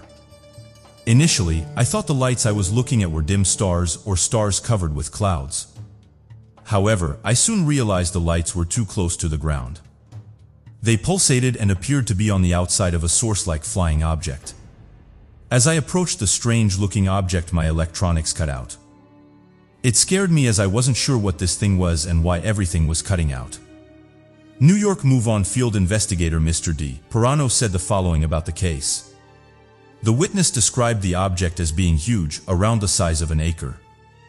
The witness then said the object's lights began pulsating as if to get her attention. The witness became gripped with fear. She explained she was extremely frightened as the lights now began to pulsate, changing color from white to red. The pulsating lights were then moving from front to back and then continued this way. The witness continued driving. The witness then noted from the windshield of her car the object moving rapidly. The object then started moving south away from her.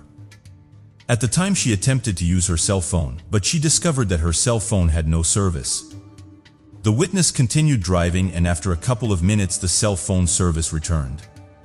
She said that she traveled this road several times and knows where the dead spots are, and that area is not one of them. The entire incident lasted 5 minutes.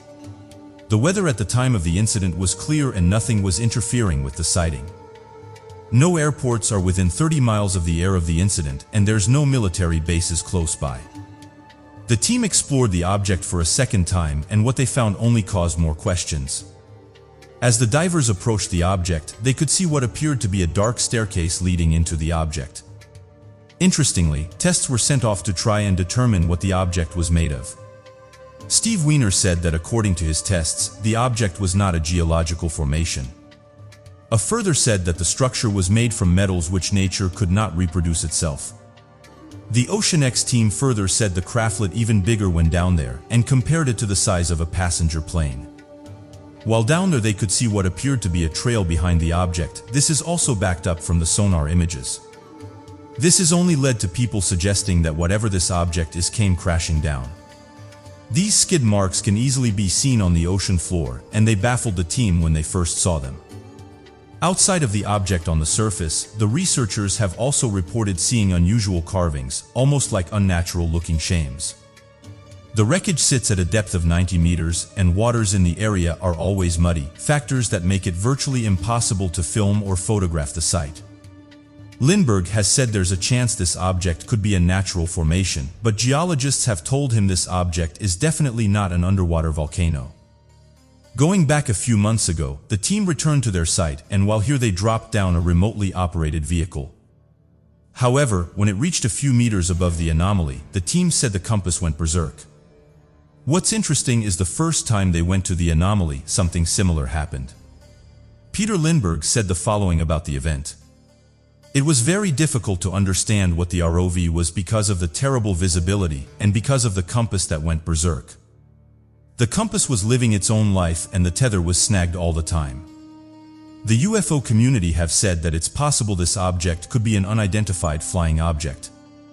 However, scientists and researchers are of the opinion that this object is natural. Although various tests have gone against this, other researchers have suggested that it formed during the Ice Age, but they're not sure about what it is. More research needs to be carried out to determine what exactly the object is. Many are well aware of the commonalities seen when reading over UFO reports and what they tend to mean when spotted. The term UFO has become synonymous with images of extraterrestrial life, despite the term having existed in aviation for many decades prior to the alien abduction phenomenon.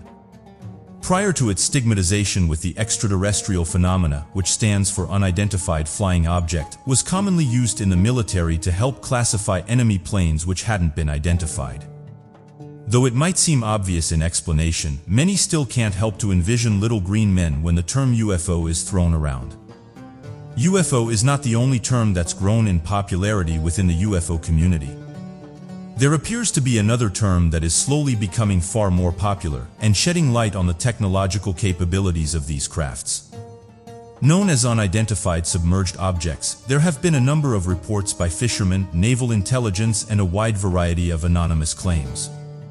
They describe sightings of bright lights or quick-moving objects through the ocean that do not fit the design of anything terrestrial in nature.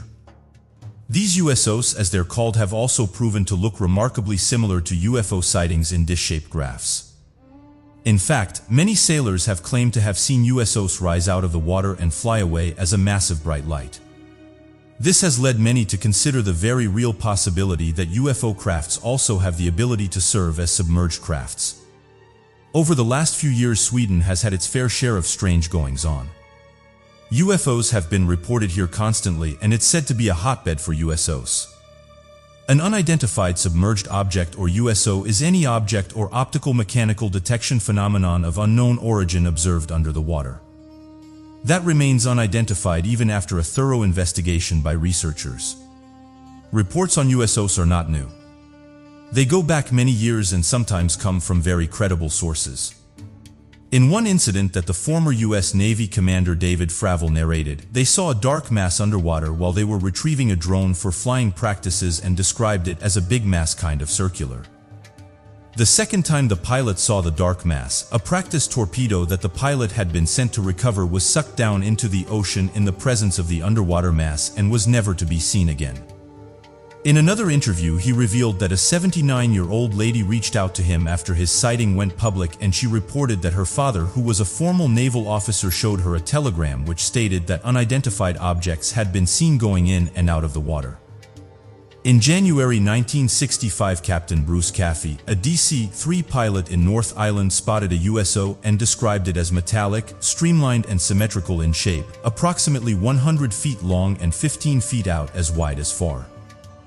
The New Zealand Navy told Captain Caffey that no submarine could have been in that area. In January 1968, several eyewitnesses reported seeing a large disk-like object hovering over Wellington City and said that it was heading for Island Bay. The area police reported that they could see the object from the coast of binoculars. Between 1957 and 1968, a Brazilian scientist was startled by something that came roaring out to the sea. This object had smashed through 37 feet of ice, going up to the sky like a silver bullet. Other eyewitnesses saw blocks of ice that had been thrown into the air, falling all around. with a lot of steam coming from both the hole in the ice that was falling. In August 1974, 2 eyewitnesses from Orana Beach reported seeing a very dark object protruding from the water, appearing to have smaller dots flying around it, and assumed that they were helicopters circling a submarine. The object was described as being large and looking like a large cylinder. In the southern part of Siberia lies a mysterious lake which has many stories attached to it. This interesting lake goes by the name of Lake Baikal, and it's reported as being the deepest and most ancient lake on the planet. Due to this, it's been given the name of the Pearl of Russia. This lake is deep, and it's said that within these depths of creatures and objects only a few have seen. Giant lake monsters have been reported to live in Lake Baikal. Perhaps the most interesting reports from this region, though, is the vast amounts of unidentified flying objects said to be interested in this area. Interestingly, declassified Soviet-era documents have been discovered which detail the Russian Navy having run-ins with UFOs. Although these documents don't just mention USOs or even the lake in particular, the two are talked about in the document, and it's led some people to believe that these crafts have been visiting the lake for many decades. For years now, mysterious blinking lights have been seen by various people visiting the lake. These mysterious objects are known by the locals, and they have said that they've been here for many years. Some groups have suggested that these crafts are after something inside the lake, while others have said they're just observing. Others have suggested that these crafts actually enter the water, and have on some occasions been seen exiting the water at very high speeds.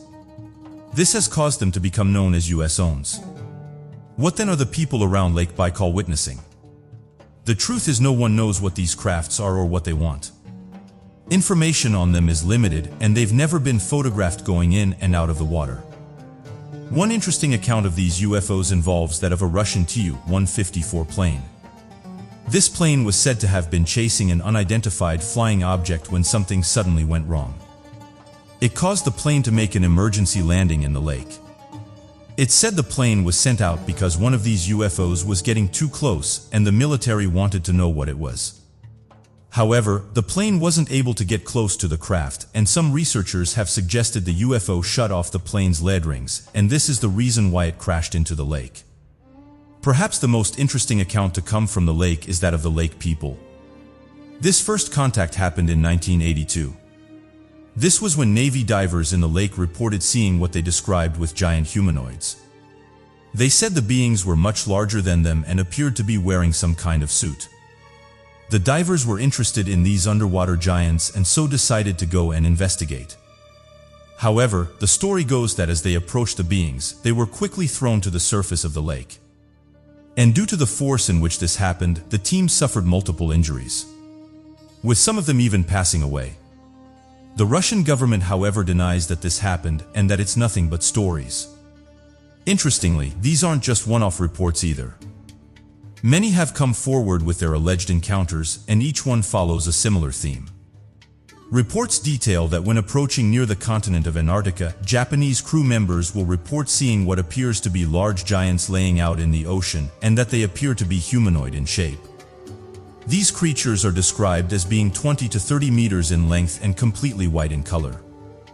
Others have often reported that the creature was originally mistaken as being a large submarine in the distance before getting closer and seeing hound's fingers, eyes, and a mouth.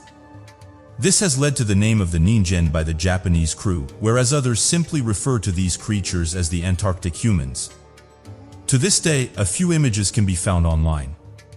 Some suggested that these are recreations and not the actual creature itself.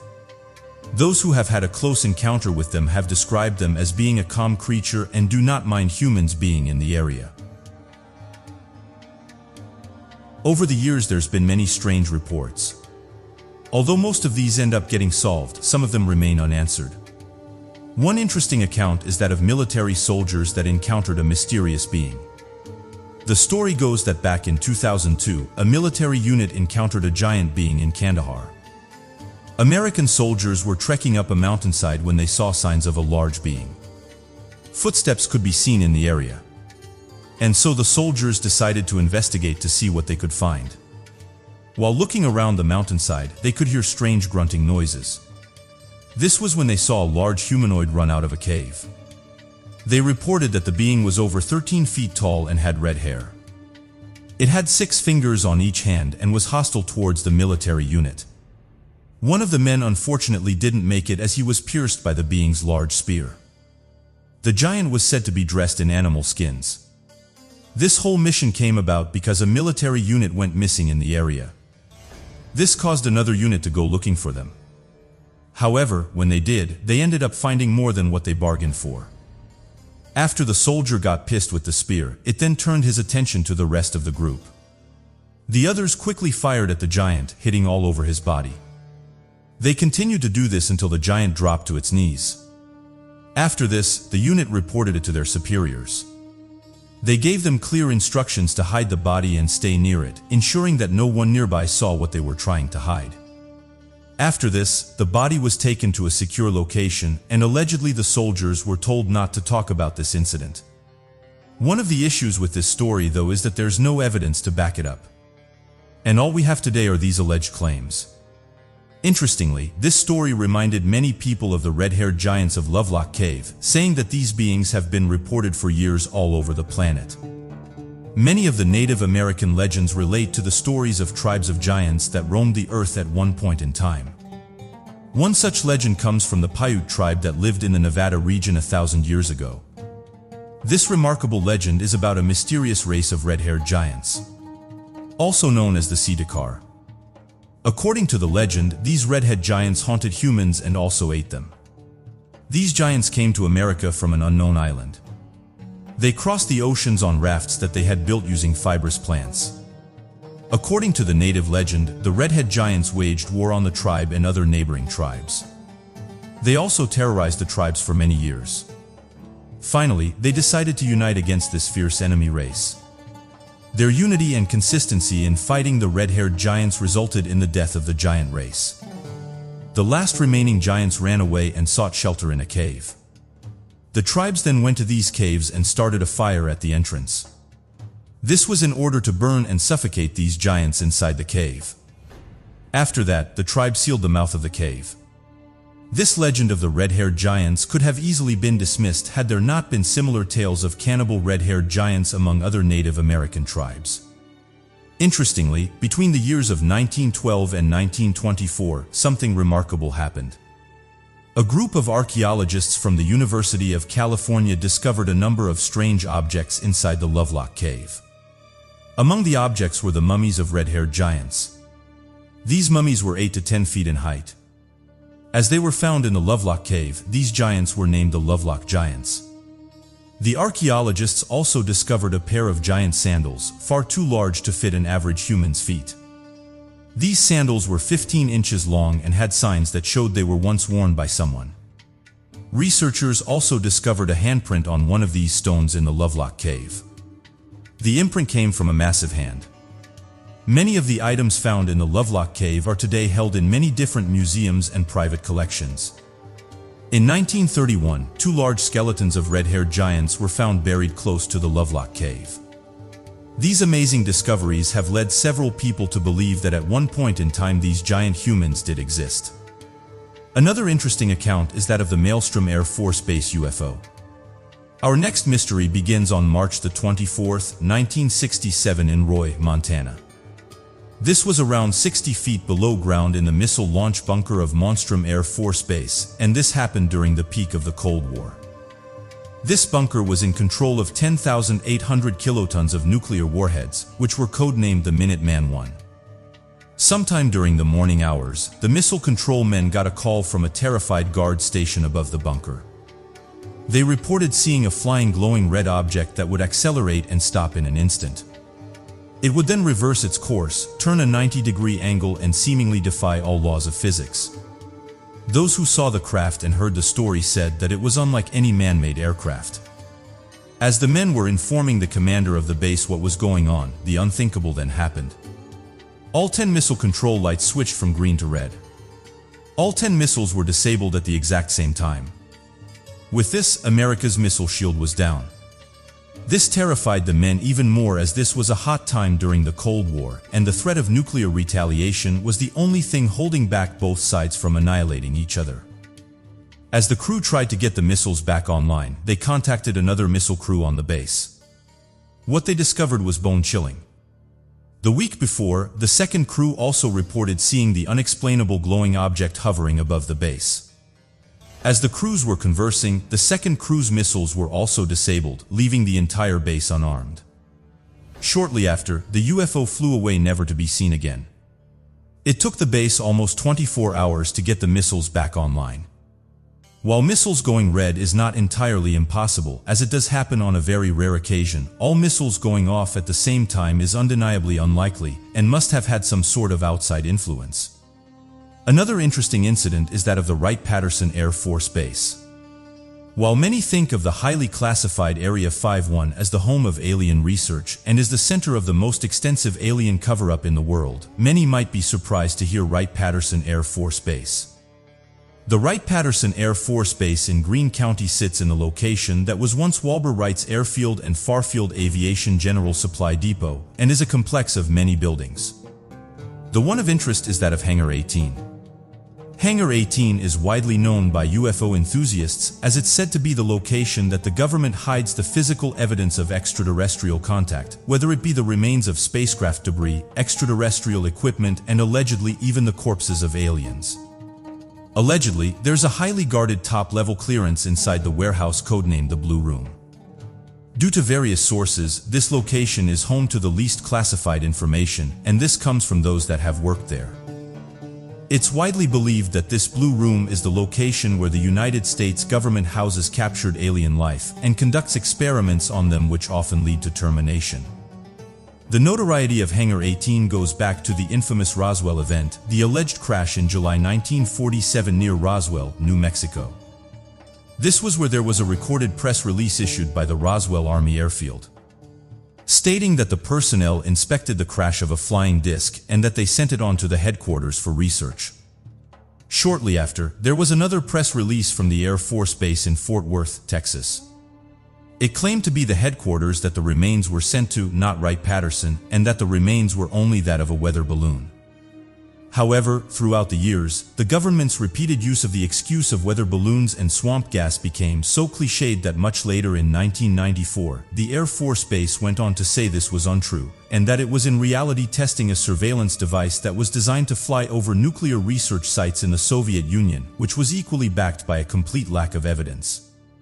On multiple occasions, the Air Force had denied the rumors and stated there was never a building called Hangar 18 even close to the base. However, satellite imaging has shown that to be only semi-true, as there clearly is a structure named Building 18. However, many refuse to believe the misdirection away from Wright-Patterson, as it has been officially documented as the home of Project Sign, an initiative that was signed into action in July of 1947 and was dedicated to studying reports of UFO sightings. The project was converted into Project Grunge in 1949 and then into Project Blue Book in March 1952, which led to the Blue Room theory. It was officially stated that Project Blue Book was only designed to study crashed Soviet aircraft from the Korean War. However, Senator Barry Goldwater was recorded asking General Curtis Lee May for access into the base, with which Lee May was quoted saying, "Not only can't you get into it, but don't you ever mention it to me again." A very suspicious response to request to see a bunch of shot-down Soviet aircrafts. The last interesting report is that of the military encountering paranormal entities while on duty. Definitely seen as one of the strangest reports of modern-day encounters for the jinn, was a military encounter in Iraq back in June 2003.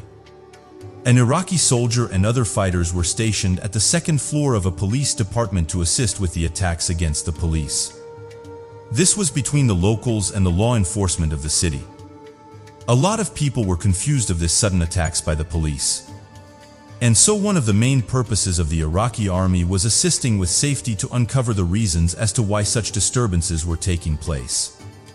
In one of the reports taken by an Iraqi military squad stationed for 24/7 surveillance, they claimed that they encountered several jinn, of whom were watching and patrolling the station. The report details that they believed the individuals to be jinn due to the fact they had glowing red eyes and seemed completely unfazed by the bright surveillance lights used to blind passers, of whom attempted to get too close to the station at night. Shortly after the report was filed, the entire station was attacked and every soldier and police in the department passed away from injuries. It then circulated that the Jim were at the center of the attacks, and the majority of the disturbances were caused by the Jim waging the plans of attack. After the report surfaced, the attack stopped, with many locals claiming the Jinn went back into hiding after they were discovered. Back in 44 AD in Jerusalem, a soldier decided to fight, which probably at the time seemed like a great thing to do. However, it eventually led to around 10,000 people losing their lives. The Jewish War is a book written by Josephus, a Roman Jewish historian of the 1st century, and it details in it the time that a Roman soldier farted. When the soldier let rip, it triggered a revolt against Jerusalem's rulers. According to the story, the Romans who had control of Jerusalem during that time used to always keep a lookout and have guards stationed at festivals.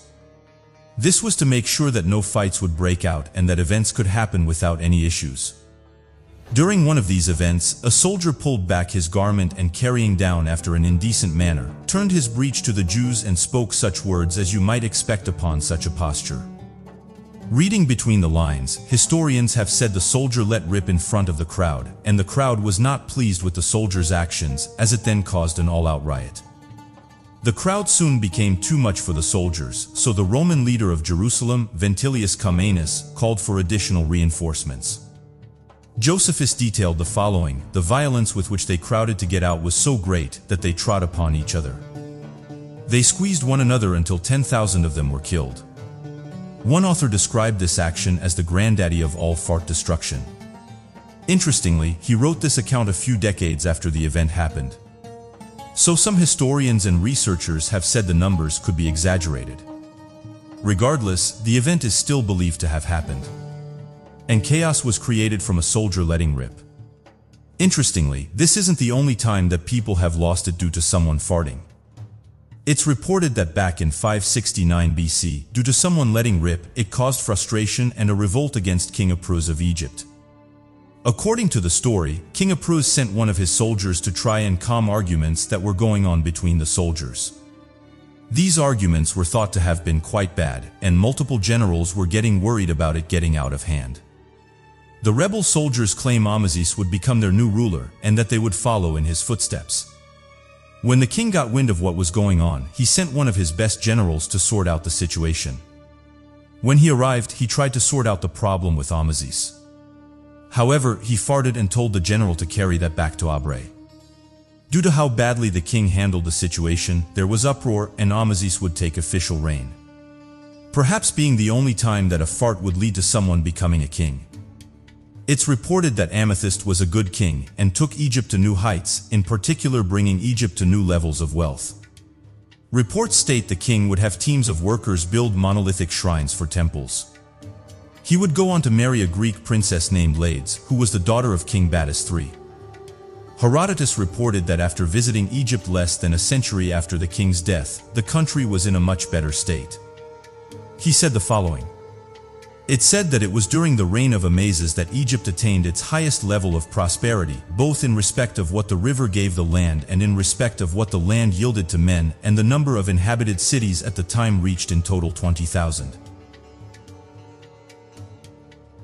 Various mysterious events have been brought to the surface in recent years. Some of these do eventually go on to get explained, but some of them remain a mystery. This mysterious photograph was allegedly taken in a cave in the Republic of Honduras. Not much is known about the photograph, but the uploader said that while in the cave they decided to take some pictures. They said it was quite dark inside, and the deeper they went the darker it got. They took some photos in a dark spot and managed to capture something they couldn't explain. When looking back at the photos, they noticed a strange apparition. They had no idea what it was and couldn't explain where the light source was coming from. The area where the photograph was taken was closed in, and they said there was nothing nearby that could have created it. Strangely, some have suggested that the lighter nominee is in fact an angel, suggesting that it has the same shape and colors of many other angels that have been caught on camera. As of right now though, the photograph remains a mystery, with the individuals not knowing what they captured on that day. Another mysterious event is that of the Hollingwell incident. The Hollingwell incident remains one of Great Britain's biggest unexplained mysteries. 30 years after the event, it still continues to puzzle experts and the local community. In the summer of 1980, the annual Hollingwell Show was gearing up in Kirby and Ashfield. As part of the event, the Forest League of Juvenile Jazz Bands decided to create a junior brass and marching band competition, with entrants coming from across the East Midlands. Around 500 children from 11 different marching bands had traveled distances of up to 40 miles to attend. Tired from their journeys and nervous about the upcoming performance, the atmosphere behind the scenes was tense. However, tension alone couldn't explain where at 10:30 a.m. hundreds of band members began to collapse. Whatever had caused this soon spread to the adults and babies in the audience. In total, 259 people were taken to 4 nearby hospitals, with symptoms ranging from sore eyes and throats to nausea. 9 patients were held overnight. Hypotheses from the event on the day spanned from contaminated water, gas leaks to UFOs, and even the demonic power of Satan. Water and gas companies confirmed all supplies were working as usual and should not have harmed any of the locals. The official inquiry ruled that mass hysteria was most likely the cause. All the symptoms of mass hysteria, nausea, stomach cramps, headaches, and fainting were present in Hollingwell that day, and the vast majority of victims were young females, which is also in line with mass hysteria's demographics. But could an incredibly rare epidemic of mass hysteria really explain the events of that day? Not all the people present were convinced. Adamant that their symptoms were real and not the result of mass hysteria invented by Sigmund Freud, they were unhappy with the official diagnosis. They argued that mass hysteria could not explain all of the events in Hollingwell. First, according to Freud's notes on mass hysteria, babies are much too young to be influenced by their surroundings, so would not be susceptible. However, Margaret Palethorpe brought her 3-month-old baby to the event to collapse in her pram. Secondly, Terry Bingham was one of the adult males who experienced the effects of a burning in his throat and eyes. As a fireman and miner accustomed to perilous, intense working environments, he argues he would not have been bothered by a massive stereo event. A popular theory that has emerged since Hollingwell is that the events of the day were a result of pesticides in the atmosphere. In 2000, tridomorph was a pesticide that was banned by the British government and described as hazardous by the World Health Organization. Back in 1980 though, the pesticide was perfectly legal and found sprayed on fields that surrounded the Hollingwell surroundings. Interestingly, the symptoms the victims of Hollingwell displayed of irritated skin and eyes are known side effects of tridomorph. The only problem is whether it's likely that a chemical was sprayed several hundred yards away and several days before the Hollingwell show is to blame. Is it likely that it would have affected hundreds of people at the show? As of today, this event remains a mystery. The next interesting discovery is that of alleged 2.8 billion yield spheres. The clerk stopped spheres at small objects discovered from 3 billion yield deposits mined in South Africa. The intricate nature and resistance of these objects has led some to believe they are not natural and could have only been manufactured by intelligent beings. Michael Cremo is a prominent member of this theory. He argues that the perfect shape, intricate inside, and unbreakable nature of these objects are evidence of a pre-human civilization and that they existed on Earth billions of years ago. He likens the objects to similar spheres found in Utah that legends hold are 2 million years old and belong to the departed ancestors of the Hopi Native Americans. Cream and others argue that the shapes are so balanced and in proportion that it's extremely unlikely they were naturally formed. Reportedly, a man by the name of John Hurd took one of the spheres to the California Space Institute and was told its balance was so fine that it exceeded the limit of their measuring technology. The inside of the spheres have been described as being perfectly concentric rooms that look like they've been molded and are harder than steel. However, Cremo and others have been met with resistance. Poor Henrik critiques the sources used and therefore says that the research is flawed. Henrik argues that the supposed perfect shape of the spheres is exaggerated. Instead, some of the spheres vary from flattened spheres to an oblong shape. Some of them were even found interlocked with each other. All these forms would fall within the range of shapes exhibited by natural concretions. The inside of the spheres are also argued by Henrik to be natural in origin. The grooves represent fine Graham laminations, within which the consecrations grew and are similar to other natural objects found 2.7 to 2.8 billion years ago in Australia. And finally, claims by Cremo and others that the spheres are stronger than steel have been dismissed. This is when 5 of them were examined and none were harder than 4 to 5 on the Mohs scale. In context, steel has a rating of between 7 and 8. Interestingly, since Henrik's critique of Cremo's wife, other sources have come out of the woodwork to deny their claims. Charles Marx had been previously quoted as stating that the spheres had been known to rotate themselves, and this was in vibration-free display cases in the Clostopp Museum. He has since retracted this statement, saying that it's untrue to say that display cases were free of outside vibrations, and that the spheres were likely rotating due to vibrations from underground blasting in local mines. Henrik has built up his case to argue that all the evidence actually points to the spheres being a natural phenomenon, rather than being the creation of a pre-human civilization. He argues that they show every sign of originating as concentrations which formed in volcanic sediments. It's ultimately up to the reader though whether to follow Cremo's argument, saying that the spheres are man-made artifacts, or Henrik's which state they're a result of Mother Nature. Last discovery is that of the Tucson artifacts. The Tucson artifacts are the lead objects discovered by Charles Mania and his family in the Pitch Rocks in Arizona. When Mania stopped to examine some old lime kilns, he saw an object protruding from the ground. This revealed itself to be a lead cross weighing 64 pounds. Mania's friend Thomas Brent, on hearing about the cross, hurried to the site and began excavating. A total of 31 lead objects were found, including crosses, swords, and religious objects. The objects contain Latin inscriptions that, when translated, tell a story of the leaders of Kalilas and their conflicts with a barbarian enemy known as the Talshas. If true, this would be a historical revelation. It would show that Europeans were in North America before Christopher Columbus discovered the lamp. Unsurprisingly, the Tucson artifacts and the historical information they reveal have become a controversial topic.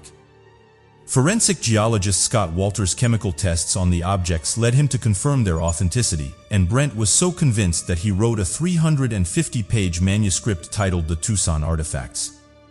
However, notably, this remains unpublished. Others have not been so accepting of the artifacts and branded them a hoax. In particular, the artifacts have come under fire for their lead quality in the Latin inscriptions. The lead that the Tucson artifacts are made of is not highly refined and contains different mixtures of tin, zinc, copper, gold, and silver. This mixture is consistent with lead from 20th century lead battery anodes and not lead dating back thousands of years. The quality of the Latin inscriptions of the Tucson artifacts is questionable. Most looked like they'd been copied from classical authors such as Virgil and Cicero, or texts that are widely found in Latin grammar books and dictionaries. Rather than the objects being created by the ancient people of Kalilas, it's been proposed that the objects were created by a 20th century artist. After news of the artifacts was published in newspapers, a rancher came forward and claimed the objects were the work of a Mexican sculptor, and his name was Timio Odehai. Odehai was a former classic student who lived near the site where the objects were discovered, and was known for his abilities in crafting lead objects. With a knowledge of Latin and Lend, the creation of the Tucson artifacts would have been in Odehai's range. The only problem is that other than the rancher, nobody seems to have heard of Odehai. If the artifacts were our homes, it seems odd that he would put so much time, expense, and labor in creating an extensive collection of artifacts that he would never profit from. Whether the Tucson artifacts are the work of an ancient civilization or a sculpture is a question that remains unanswered. Seen as one of the largest and most influential religions in the world, Christianity dates back as far as 2,000 years ago and derives the majority of its legends and myths from the Judaism religion. These writings, as referenced in the Bible, a collection of ancient scriptures, have often been regarded as incomplete translations or scriptures missing a large amount of information. It's believed it was discarded eons beforehand in an effort to filter out what the Catholic Church and the ancient kings thought time was for humanity to remember. These true scriptures and details were thought by scholars to have been completely destroyed and lost to time, unable to be recovered for the foreseeable future. However, this turned out not to be the case after the discovery of the Dead Sea Scrolls. These ancient scrolls contained first-person accounts of ancient stories regarded in the Bible from that of the Book of Enoch. to the complete story of Noah, as well as a tremendous amount of information regarding the nature of angels and fallen angels. What was so strange about these stories was not their complete and unedited nature, but rather the detail inside these legitimate documents and the stories they told. Many accounts in the Book of Enoch regarded the angels similar to that in design of aliens, with Enos even recounting entering a floating cloud, in which they resided via a beam of light that was encased around him and floated him inside. Once inside this cloud, that was described by Enoch as using smokeless fires, bright lights and lightning, he wrote that he was brought out into the stars and observed strange phenomena that many experts believe are referring to known anomalies in our galaxy, such as supermassive black holes, our sun itself, and many other cosmological constants recorded in first-hand accounts. Not only this, but after Enoch journeyed with these angels through the stars for a couple of weeks, upon coming back to Earth, he realized that more than 300 years had passed. When the Dead Sea Scrolls were originally found scattered throughout 12 different caves in the region, many believed it to be the complete collection of the sent, and no evidence of other caves or artifacts could be discovered. Recently, however, back in late 2017, a new Dead Sea Scroll cave was located, making it the 13th cave to house these strange artifacts. Considering these scrolls hold unedited original versions of biblical history, as well as additional stories removed from worship scriptures, they could more than hold the secret as to many religious traditions, histories, and evidence of ancient biblical knowledge. However, the Museum of the Bible in Washington, D.C. recently came forward with a startling discovery. They said the following: the Museum of the Bible is trying to be as transparent as possible. We're victims. We're victims of misrepresentation. We're victims of fraud. After an exhaustive review of all imaging and scientific analysis results, it's evident that none of the textual fragments in the Museum of the Bible's Dead Sea Scroll collection are authentic. Moreover, each exhibits characteristics that suggest they are deliberate forgeries. So it turns out these scrolls are fake. It's made people question what other ancient texts and documents could be out there that are potentially fake. As technology increases, it will help researchers to piece together which are fake and which are genuine.